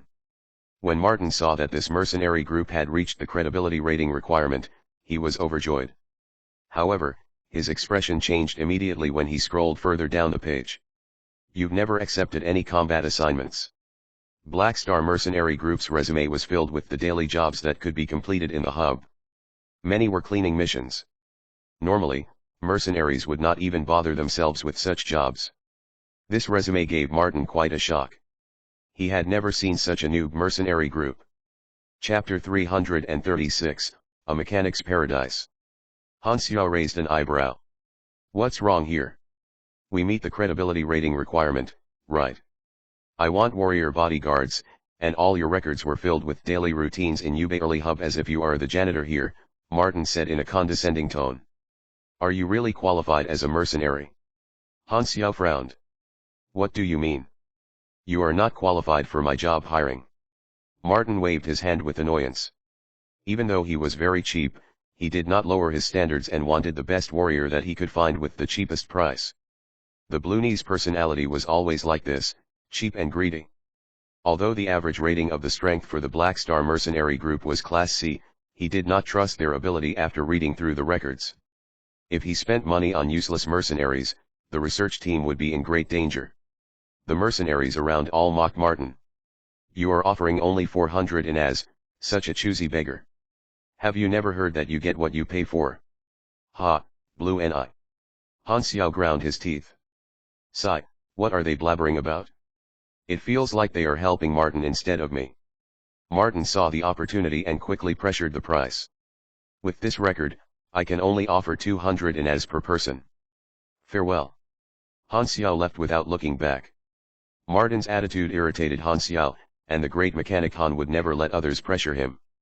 It was fine if they did not take that job since there were so many other opportunities, so there was no need to beg in front of an annoying man. He opened the mercenary interface and found a few hiring requests from Sunils, all about the same event. The homeland of Sunil had been destroyed. With the help of Godara, the civilization had moved to another planet filled with nature and forests. It had been renamed Planet Sunil. Planet Sunil had a lot of wild beasts roaming around the planet. Most of the time, the beasts were passive. However, there was a stone that contained evil spirit deep below the ground of Planet Sunil, and it would turn the beasts on rampage once in every few years. Sunil's villages and cities would all be affected. Every time, during this period, the warriors of Sunil working away from the planet would all return and protect their homeland while gathering more helpers. The Sunils were a sad race. Originally, it had just been a civilization without interaction with other planets. It had been peaceful, and it had tried to develop into a better society. Unfortunately, they had been attacked by Dark Star. The Sunils had no way to fight back as the fleets from Dark Star repeatedly fired missiles and lasers at the land. The land was filled with screams and fire, which even drowned the desperation that people had. Dark Star was a mortal enemy of Godara, and it was an active civilization in the Garden Galaxy. Dark Star had found a weakness in Godara's management and attacked the planets under the rule of Godara. Godara had no choice but to exhaust more resources to help the lower civilizations. If Godara ignored the suffering of those civilizations, then they would have lost the public's trust in their ability to control the Garden Galaxy.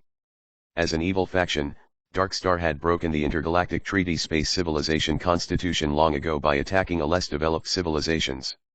Moreover, Shattered Star Ring was on the far end compared to other star systems. So, after destroying the worlds, Dark Star would always disappear in their region for a long time and avoid the declarations of war from other civilizations. Dark Star was like a shadow that slowly consumed the Garden Galaxy. When the Godaran fleet arrived, the original planet of Sunil had already perished. The land was covered in lava, and the ground was cracked and destroyed. The ecosystem was lost, and only 10% of the population survived. The technology of the Sunils was cut off from the past generations, and it had yet to be restored.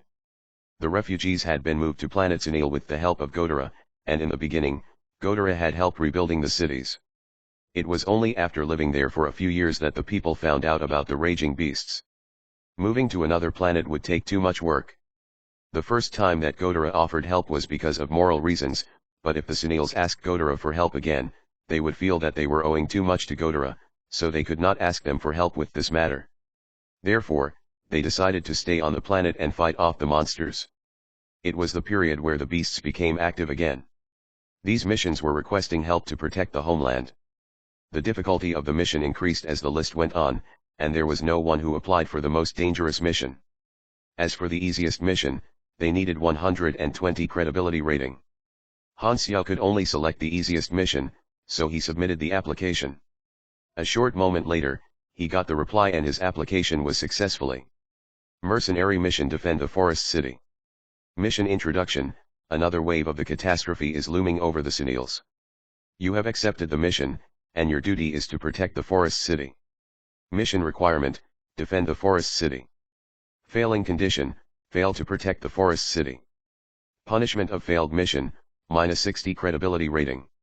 Reward: 500,000 experience, 1,800 INAS, plus 34 credibility rating, plus 3 area renown. Time until activation: 12 days. The Senils called the period of beast attacks the catastrophe, and the forest city was the main city of the Senils. This was just a normal mission, but it was not all Han Xiao had in mind. The reason that he had accepted the mission was so that he could approach the Senils with an appropriate identity. He had to activate the storyline mission by himself. As one of the members, the players also got the mission in the mercenary group. Han Xiao put out the reward of the mission onto the reward for the faction mission. The players felt like they were getting double reward. It was the first time that Black Star mercenary group had selected a battle-type mission, so the players were excited. Han Xiao waved his arm. Let's go. After 3 days, the group took a spaceship and arrived at planet Senil. From the universe, the planet was covered in green with white clouds floating above. The spaceship shook violently as it descended into the atmosphere, following the directed path and heading toward the forest. Han Xiao then saw an empty plain, and a city was located in the center. That was the new homeland of Senil Forest City. The spaceship threw down the cabin. Han Xiao felt a bit weightless for a second, and landed safely on the ground. Whoosh! The door slid open, and they were in a military base. Han Xiao stepped out of the door, and he quickly noticed teams of Senil soldiers and armored trucks protecting the base. Senil defensive soldier armor was the armor that Senil soldiers wore. The armor was dark gray, and the armor plate was extremely thick, which could block heavy bullets from machine guns. In matching armor, the soldiers looked like a true unit. The armor suit's weight was almost a ton, and it had equipment that supported the movement. There were also machine guns with large caliber, small rocket launchers on the shoulder, and other melee weapons. Senil was a pure technology civilization, and after a technological civilization reached a certain stage, they would always create armor for individual soldiers. Different civilizations had different styles of armor. For the Senils, the armor was categorized into private class and corporal class. It was also separated into defense style, offense style, scouting style, etc. In fact, Han Xiao knew that Senil armor had an even more powerful class called Commander class armor. However, it had been destroyed back in the attack, and the technology was lost forever. Other than the armor technology, there were large mechanical weapons, vehicles, and a few light spaceships. With all the machinery lying around, Han Xiao's eyes were shining, and he was looking forward to this place. A civilization that leaned toward pure technological progress was the best foundation for mechanic class, and this was one of the reasons that he wanted to come to planet Senil. The technological level of Senil could bring great benefits to Han Xiao. Han Xiao was attracted to the subclass of Senil, and it was related to machinery. It was a rare subclass could dramatically improve the progress of Han Xiao's main class. For Han Xiao, this was the best choice for him to complete his class. The players also gawked at the scene around them. Han Xiao had described the tragedy of the Senils to them, so they had thought that it was a civilization on the brink of destruction. They had been expecting nothing but poor conditions and lagging technology, but the scene of this iron forest proved them wrong. Dong, dong, dong. The sound of heavy metal got louder as a soldier with heavy armor approached to the group. His armor was certainly better than that of normal troops. It was also covered in red and white, which symbolized that this was corporal class armor. The approaching Senil seemed to be an officer as his face was stone cold, sending the aura of a soldier. I am B-12 Defense Team Captain Neville. I have already read through your information. Black Star, you will be the 1,432th mercenary to join us. I hereby represent the Sunil people in welcoming you to our world. The catastrophe has not started yet, so please follow me to the mercenary resting area. Then I will assign you a specific mission. Chapter 337, Green Knight, the warrior who had returned home. Neville kept quiet the entire way. Sunil soldiers were not known for their words, and everyone had on a grave expression, as if they did not even have time for idle chatter. They were all focused on their own missions. The metallic smell of the soldiers' armor filled the air, accompanied by an air of silence. The only sound that could be heard was the tanks that passed by occasionally. Sunils used to be known as a civilization that embraced life, their people loved art and culture. However, everything had changed when the disaster struck. The survivors had been forced to throw away their previous identities and harden themselves. This change was also reflected in the structures they built. Orderly fortress-like steel buildings lined the side of the road that they traveled on. It was as if they were living on a grid. With Neville leading them, Han Xiao's group arrived at the resting area, where a large number of mercenaries had gathered, stirring up a ruckus. Before the catastrophe wave struck, the mercenaries were all required to get a detailed briefing. Neville stepped onto a platform and explained in a grave voice, "The forward scouts have discovered increasing signs of the rampaging beasts. You're here as our hired mercenaries, and we hope that you can all work together to help us overcome this obstacle." After a short speech, Neville got straight to the main point. This planet's underground contains pockets of prophecy stones. Prophecy stones can corrupt the souls of those around them, and the entire planet's mineral veins have been altered by these stones. This is the reason behind the beast's berserk and extremely aggressive nature. However, this isn't the main problem of the catastrophe. The energy contained within the prophecy stones will be released once every year in waves. This is the root problem behind the beast's sudden outburst. For unknown reason, this year's wave has arrived half a year earlier. Our specialized observation department predicts that the catastrophe waves will explode out in full force in around 7 to 13 days. Our enemy is every single beast on this planet. During the waves in the past, we only had to deal with smaller beasts during the initial 3 to 6 days.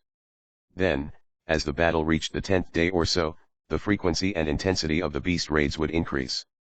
The last 5 days would be the most dangerous period during the wave. By then, most of our vehicles and equipment would be damaged, and most our troops depleted. The beasts we would face then were also the strongest ever, which had been attracted from far away by the dense smell of blood due to the days of bloody battles.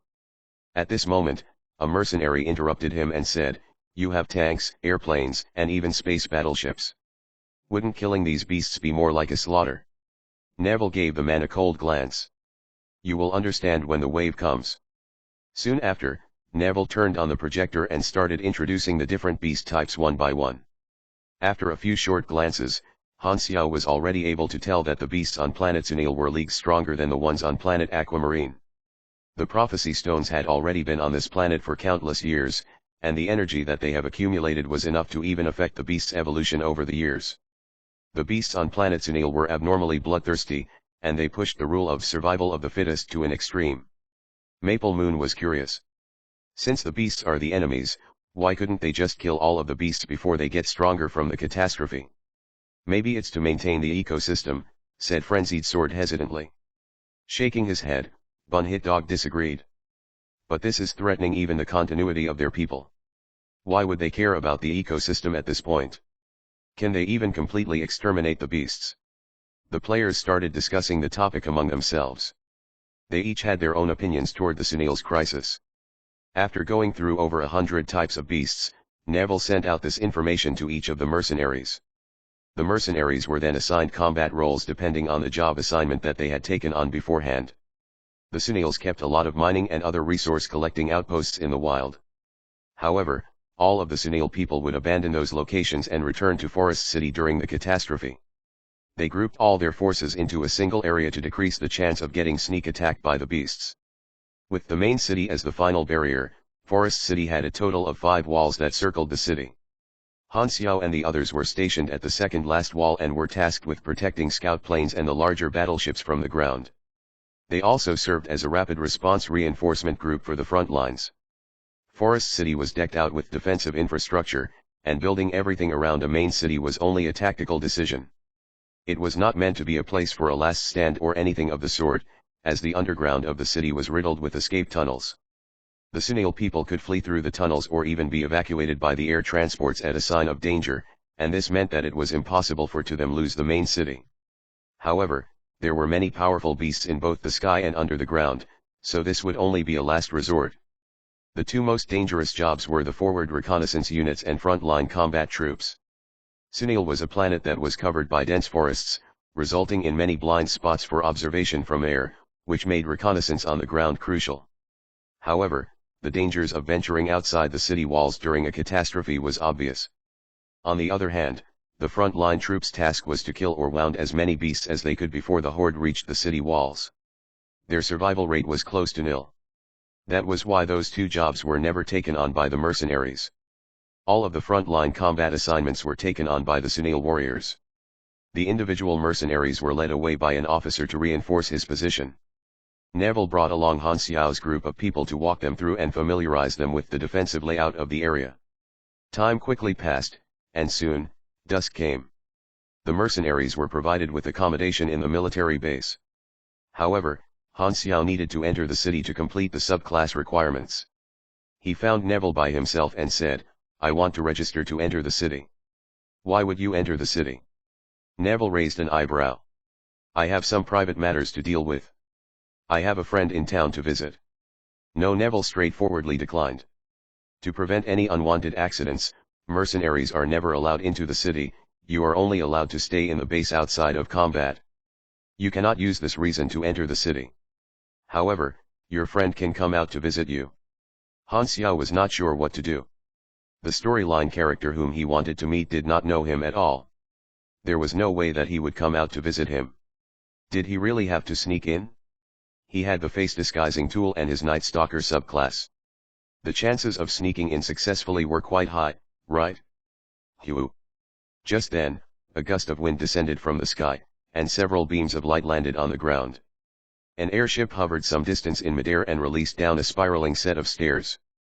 One Sunil super after another walked down from the ship. They were all Sunil mercenaries who had been working hard to earn money away from the planet and had all returned to fulfill their duties to defend their home on the eve of the catastrophe. The Sunil soldiers who were on the ground all raised their heads and looked at these returning warriors with reverence and gratitude. They even performed a perfectly coordinated military salute. Every time the Sunil warriors returned home, they would be welcomed back and treated as homecoming heroes. Han Xiao focused his eyes and saw a familiar face. He then shouted, "Hey! Lurden!" Green Knight Lurden was among the disembarking crowd, and he turned over after hearing his name called. It took him a while, but Lurden remembered that the other person was someone whom he had fought with. With his body supported in midair with blue flames that were shooting out of his feet, he landed in front of Han Xiao and asked skeptically, "Why are you here?" "Black Star is one of the mercenaries that we recruited." Neville gave a salute and hurriedly answered for Han Xiao. "So, you're a mercenary too?" Lurden suddenly realized that fact. "Yeah, I only registered recently. I hurried over when I heard that your people were facing a crisis. I never thought that I would be fighting alongside you." Han Xiao made sure to make good use of this opportunity. "I have a friend in town that I would like to visit.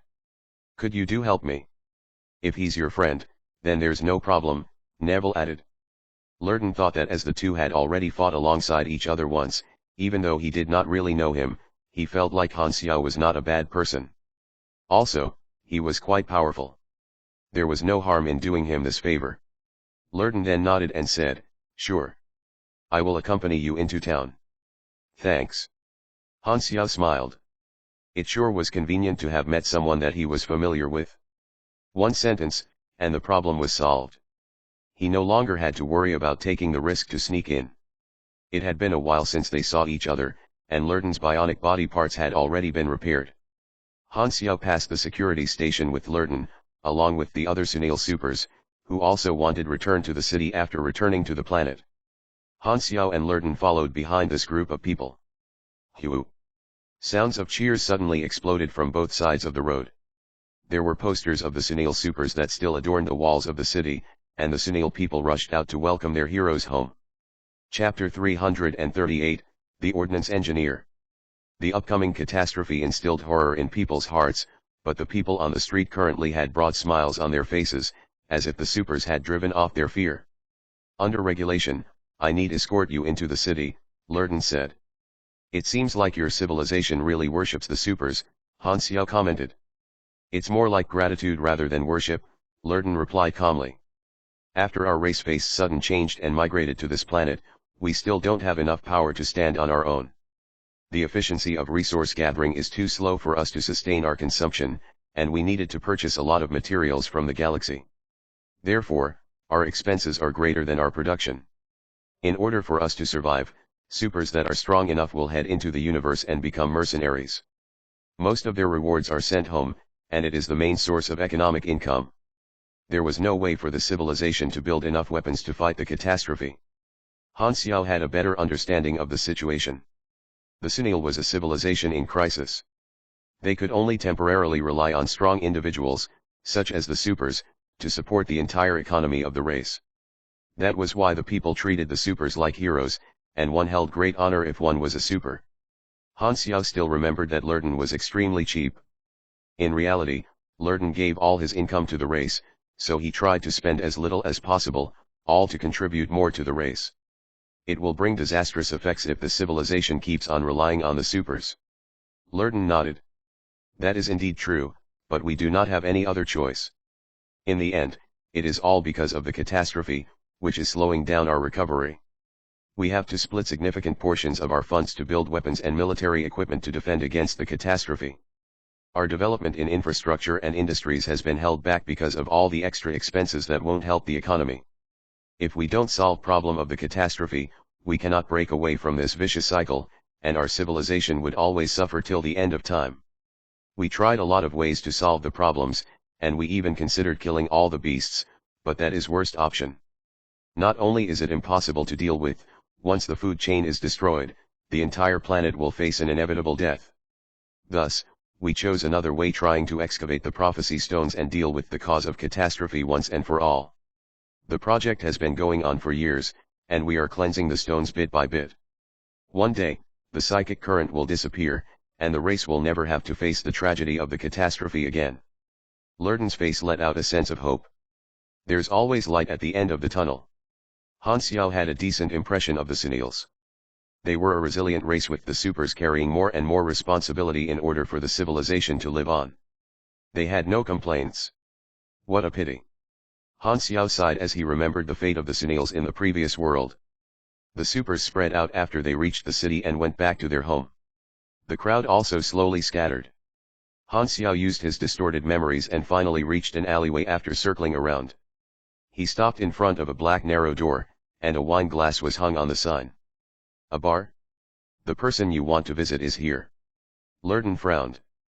Do you have problem with that? No. Lurden remained expressionless.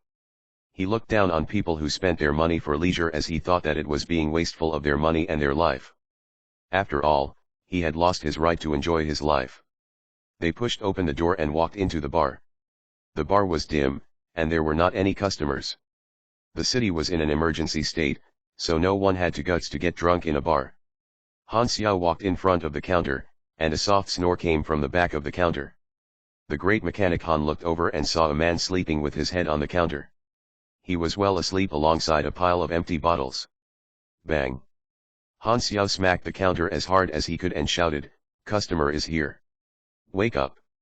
The man's fingers moved at first, and he let out a long breath from his nose.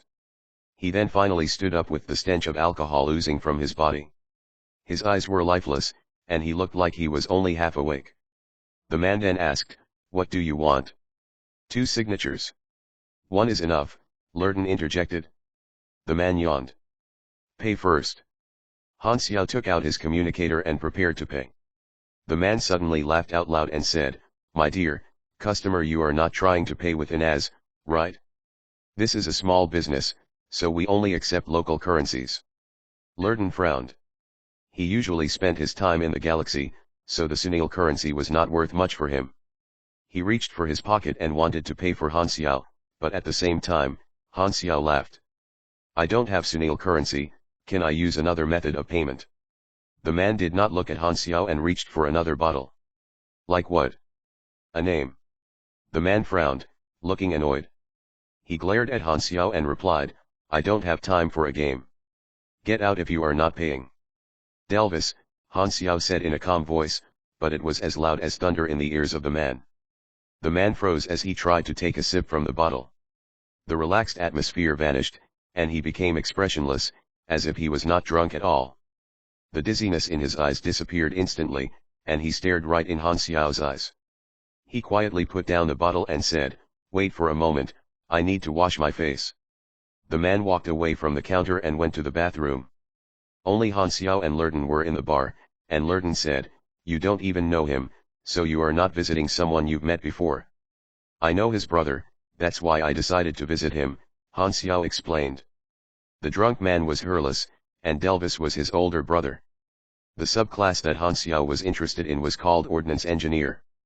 For players, this subclass was extremely rare, and there was a method among the Sunils to change his class. The item for activation was called Delvis's Journal.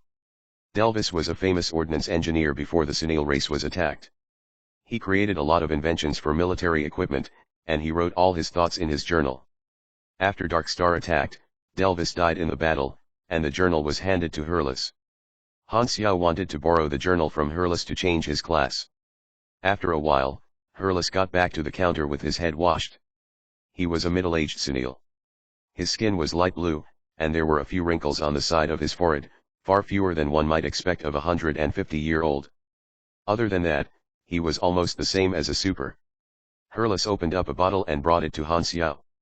"I don't know how you found me, but my brother's name is worth a bottle. I brew this myself." The bottle was covered with white smoke, and the smell of alcohol penetrated their noses. Alcohol made by Sunils was usually made from the leaves of a certain tree, which had a bitter taste. After a sip, Han Xiao felt the spiciness on his tongue. "I am just a mechanic. I have heard your brother's name, and I want to borrow his journal." "Is that it?" Hurlus raised his eyebrows and tried to get more information. "That's it for now." Han Xiao laughed and glanced at Lurton. "Do you think I have another purpose?" Hurlus heard the obscure response and asked in a cold voice, "Do you think this is threatening?" "No, no. I am being friendly." Han Xiao smiled. "But for a nice person like yourself, you won't reject this small request, right?" On the side, Lurton did not understand what was happening. Were they still speaking with a real language? Why could he not understand? Hurlus hesitated for a while, but his expression showed that he had given up. He went into the house and came out after a while with the journal in his hand. He slammed it on the desk and said, "Leave when you are done." Han Xiao touched the journal, and the interface popped out a hint. "You obtained Delvis's journal." He had finally obtained it? Han Xiao suppressed his excitement as he opened the diary. He acted like he understood everything, but the journal was written in the Sunil language, which looked like cursive English. However, it did not matter if he don't know the language. The interface showed a progress bar, and as long as he finished reading the book, he could change his class. Through the normal mission, one needed to be extraordinarily lucky to obtain the journal. The procedure to obtain the journal was complex, since no one knew the identity of Hurlus. Most people would not think that a stranger working in a bar was that man. Most of the time, the players would only find out about the journal by becoming friends with Hurlus and drinking with him.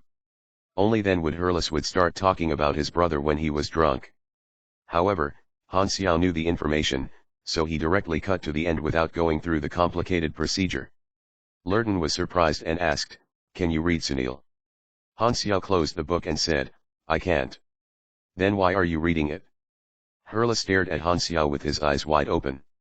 "Just think of it as me paying my respects to your brother. Thanks for the drink." Han Xiao put down the journal and smiled as he turned away. "What a weird guy. Don't disturb me again." Hurlus shouted from behind Han Xiao. "Maybe I will." Han Xiao looked back playfully. After walking out of the bar, Han Xiao opened up the interface and looked at the new hint. He was in a good mood. He had finally gotten the subclass, and the explosive amount of experience points could finally be used. Chapter 339, The Rush Strat. Ordnance Engineer LV.1. Plus 10 Endurance, plus 3 Intel, plus 1.5% Machinery Affinity, plus 2 free attribute points, plus 1 potential point. Times 10. You acquired the skill War Machinery Mastery. You acquired the skill Quick War Machinery Repairs. There was a chain of effect between Ordnance Engineer and Mechanic class. The skills and attributes perfectly fit with the Mechanic class, and this subclass was equivalent to half of the main class. The levels used for this type of subclass were used at their maximum potential value. Engineer-type classes focused on intelligence, and they did not provide any combat abilities. However, being an engineer was more valuable compared to having some additional combat skills. Ordnance meant war machinery such as turrets, armor, shields, and so on. This subclass would provide additional buffs when creating and using war machinery. Han Xiao pulled out the stack of experience that he had accumulated and spent it all on those two skills. War Machinery Mastery LV.10, when using war machinery, get an additional 18% attack and defense bonus. Quick War Machinery Repairs LV.10, when repairing war machinery, the efficiency increases by 24%. During the repairing process, randomly restore 3%, 6% durability. The chances depend on intel. No maximum occurrence. The effects on these two skills were simple yet brutal, and they were extremely useful for the current Han Xiao. However, the main reason that he wanted to obtain the subclass was the ability unlocked after maxing it out. He directly used 90 million experience points to max out the subclass. Ordnance Engineer has reached LV.10, max. +1 endurance, +3 intelligence, +1.5% machinery affinity, +2 free attribute points +1 potential point. Times 10. In total, this class gave him 10 endurance points, 30 intelligence points, 15% machinery affinity, 20 free attribute points, and 10 potential points. There would also be additional potential points, including the reward, after maxing out the levels of the skills. Currently, Han Xiao's intelligence attributes reached 391. If he used all his free attribute points, it would surpass the requirement of his class change 400. Ordnance Engineer was maxed out, and just like the Night Stalker, he also got a new ability. You acquire the skill Military Modification. You acquire the ability Military Machinery Enlightenment.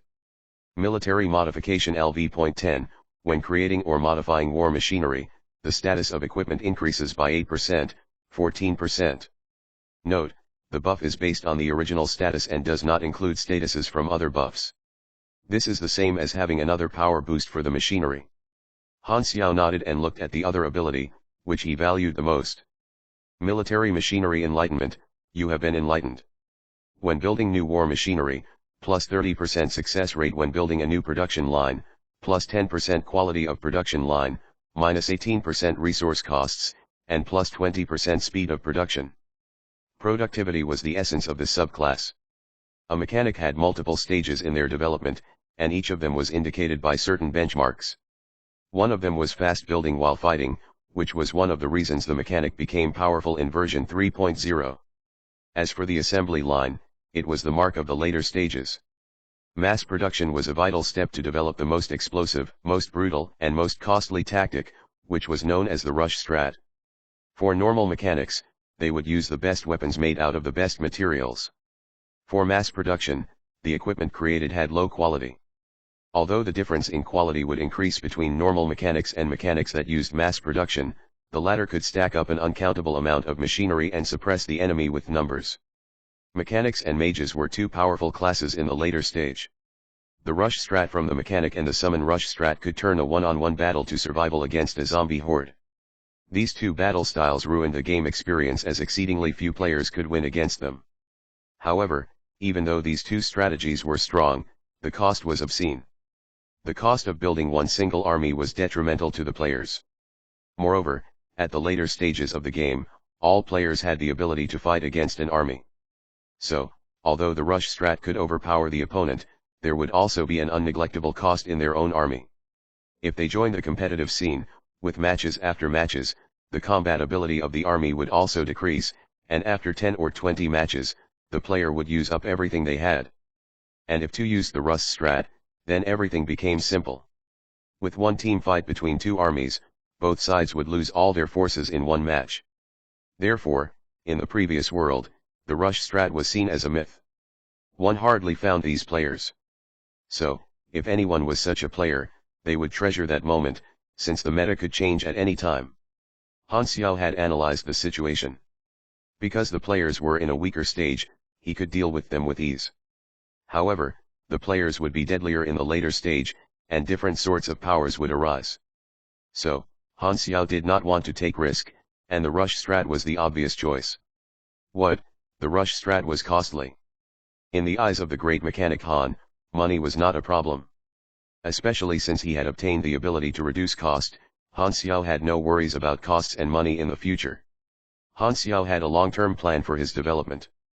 Even though he had not learned the knowledge to create assembly lines, he had gotten all the important abilities. Level 80 would mark another class change, and the class advancement mission required 60 million experience. Han Xiao let out a sigh. It was a piece of cake for him. In version 2.0, the maximum level was 90, but that of the current version was level 60.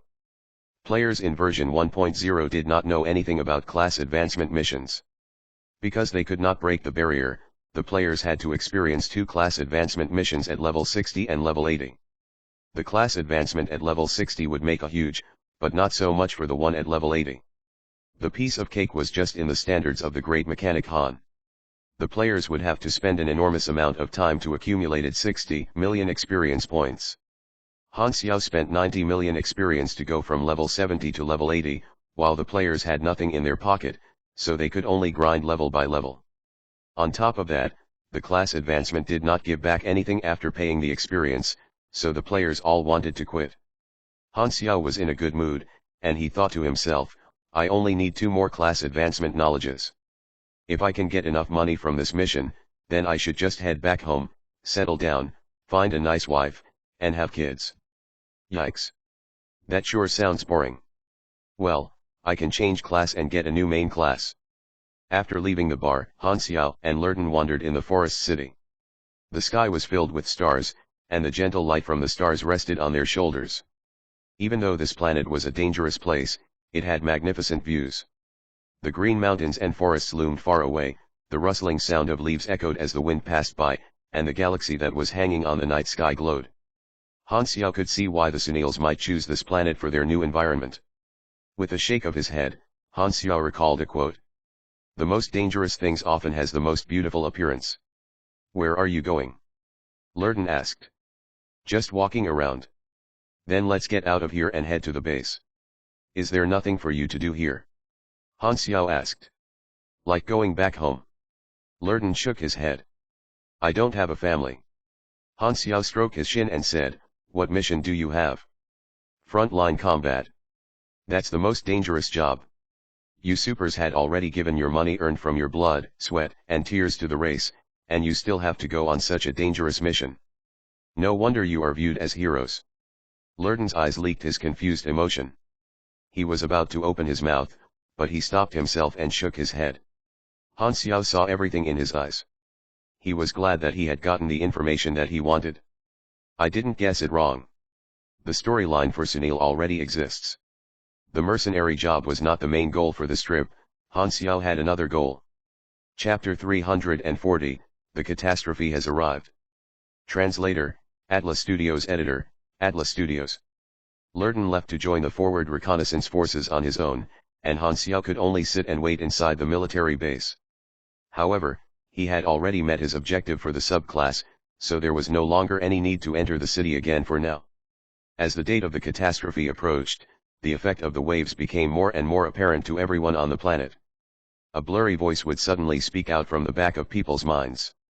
The voice somehow sounded foreign and familiar at the same time. However, whenever one tried hard to understand what the voice was saying, it would immediately disappear like it had never been there in the first place. When the frequency of the spiritual whispers started to match the wavelength of a living being's brain, it would cause a ripple of emotions through their mind. The mercenaries were no exception and were all getting aggravated due to this phenomenon. The Sunil soldiers, on the other hand, treated this like any other day and carried about their business with their usual determination. That was the mental disruption that the prophecy stones were capable of. More intelligent creatures would have a better chance of suppressing it and not being affected much by it.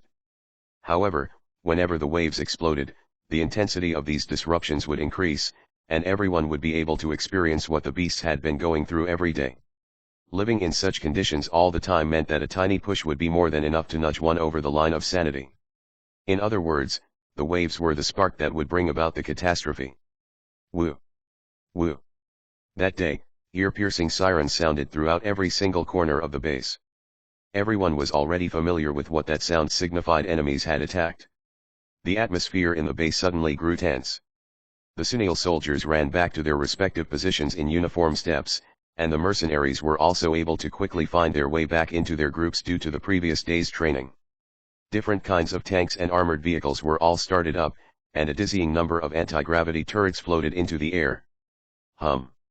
9 Galactic-class battleships slowly took off into the sky, causing ripples of sand and wind to spread around the area. They were like 9 fortresses in the air that guarded the skies above Forest City, each facing a different direction. Han Xiao suddenly lowered his head as he noticed that a few small rocks were starting to jump around on the ground. The ground only slightly shook at first, but the intensity grew stronger and stronger until, eventually, the sound of massive footsteps reverberated throughout the base. One could hear the bone-chilling roars and shrieks of different beasts from every single part of the surrounding forests. Trees were being parted by the beast hordes as if giant snakes were slithering toward them, and they were about to make contact with the border of the plains around the city. Something was about to charge out. Countless people were so nervous that they could not only gulp in fear, their sweat constantly dripping down their foreheads. Roar. The beast's roars were like thunder, and the trees toppled in swaths to reveal beast hordes as far as the eye could see. The beasts trampled over each other and charged forward almost as if they had gone mad. It was as if a tide of darkness was washing toward them, quickly filling up their vision. Just this scene alone terrified the hearts of many of those who were present. "Open fire," an officer desperately yelled. Boom.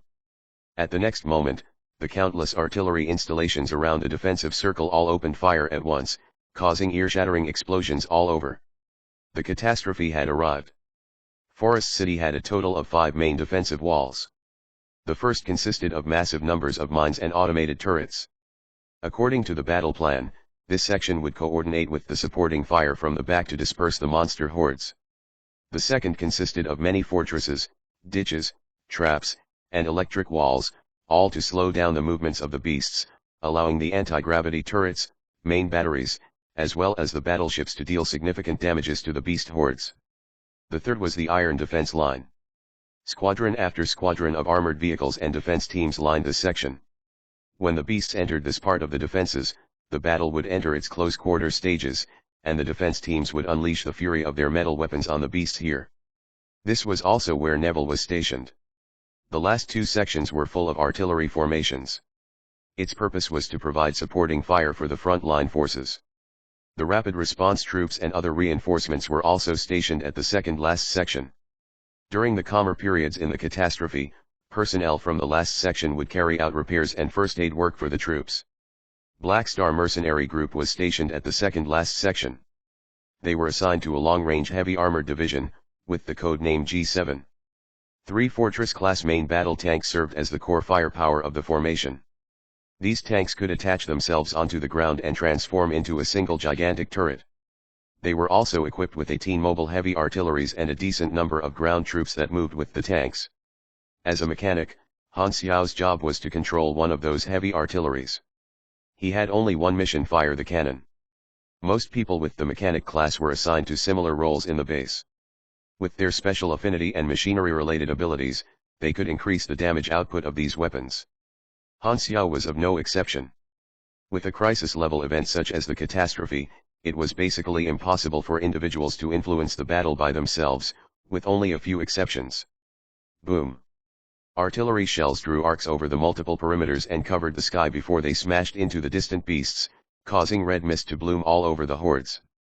Flesh and bones of the beasts were blown apart, causing a horrifying scene. The black tide was momentarily stopped. However, the beasts in the back were not afraid at all and charged over the broken bodies of their brethren, forcing their way through the storm of artillery shells and explosions. The smell of gunpowder and gore mixed together and wafted into the military formations with a gust of hot wind due to the many explosions. Boom. Boom. Boom. Han Xiao could feel the tremendous recoil every time that he opened fire with his artillery cannon. He fired shot after shot as he watched the shells drew a blazing arc before landing in the middle of the beasts thousands of meters away, blooming like an orange flower in the middle of the black tide. He was starting to feel the thrill of freely firing this massive piece of artillery. Line and line of notifications kept popping on his interface, notifying Han Xiao of all the experience points that he was gaining from the battle. Although using borrowed Sunil weaponry would automatically cause some experience to be reduced, Han Xiao was doing this mainly to calculate how much experience the players would be able to get out of this battle. Moreover, being able to participate in a battle of this scale excited the players to no end. It made them feel like they were part of a historic moment, and they contributed as best as they could. The black tide was stopped short at the first perimeter. The blanket of covering fire from the back covered every single inch of ground that the beasts were on, and they could hardly advance without leaving behind rivers of their own blood. A newbie mercenary, who was firing his assigned artillery next to Han Xiao, said casually, "So, the catastrophe isn't a big deal. The beasts can't even get in." Han Xiao gave him a glance, but he did not say anything. This greenhorn most likely did not pay attention to when the Sunils briefed them on the beast hordes. This was only the first wave and only consisted of the smaller-sized beasts. The largest ones right now were not even taller than 10 meters. Based on the information that they had been given, these beasts were only the appetizers. The nightmare was still to come. The artillery bombardment lasted 4 whole hours before slowing. The support troops quickly rushed through the battlefield to resupply the combat troops. Flamethrower units were also sent out to burn away all the blood and gore on the plains to prevent any disease or sickness from spreading. The soldiers were also replaced by a new shift. Each position had a pre-assigned shift cycle. It was impossible for any soldier to last through a high-intensity battle such as this one without rest. As Han Xiao also walked away from his artillery platform to rest, engines could be heard above his head. A new squadron of scout planes had taken off. The forward reconnaissance and combat troops had long gone into the dense forests. The dangers that they faced were many times higher than the defensive troops around the city, and their operations would be carried out under the constant threat of death. They were all alone like a tiny ship floating on the ocean during a tsunami. Not long after, the forward reconnaissance sent back information. The next wave of beasts was about to arrive. The new shift of soldiers got ready in their positions in wait for the enemy. The previous scene replayed itself. However, the black tide was able to inch ever closer to the outer perimeter this time. Just then, the fighter planes took off and blanketed the plains with explosions from their guided missiles. Fire and explosions once again engulfed the hordes. The Sunil fighters were small and agile. The propellers on the fighters' wings had a similar design to the Amphipterus flight assistance propellers. Han Xiao was able to tell at a glance that these fighters were extremely suitable for fast-paced air combat. The enemies were still far away, and although the waves seemed like they reached all the way to the horizon, the surrounding troops did not appear to be frightened. The distance between them and the beasts along with the steel fortresses around them gave them a false sense of security. The Sunil soldiers, on the other hand, had faces full of worry and doubt. At this moment, a few dark dots appeared above the horizon. The flying beasts were quickly approaching. There were smaller beasts that were not even a meter long as well as medium-sized beasts that had a wingspan of several meters among them. They looked ferocious and were not like anything the mercenaries had ever seen. Some of the beasts looked like giant cockroaches. The information they gave us stated that flying beasts wouldn't appear until 3 days into the catastrophe. It seems like they had arrived early. Just as this thought flashed across Han Xiao's mind, the G7 commander shouted out a new command. "Switch to flak shells and adjust your aim. Fire at the sky." The artillery squadrons followed the order and blew open the sky in the distance, causing bloody bodies to rain down. The fighter planes flew to a higher elevation to shake of the aerial beasts and launched missiles that drew orange arcs through the air. The fighter planes were equipped with a simple energy barrier. The first wave of aerial beasts was only capable of using their sharp claws and teeth and were unable to do much other than make screeching noises as they scratched at the barriers.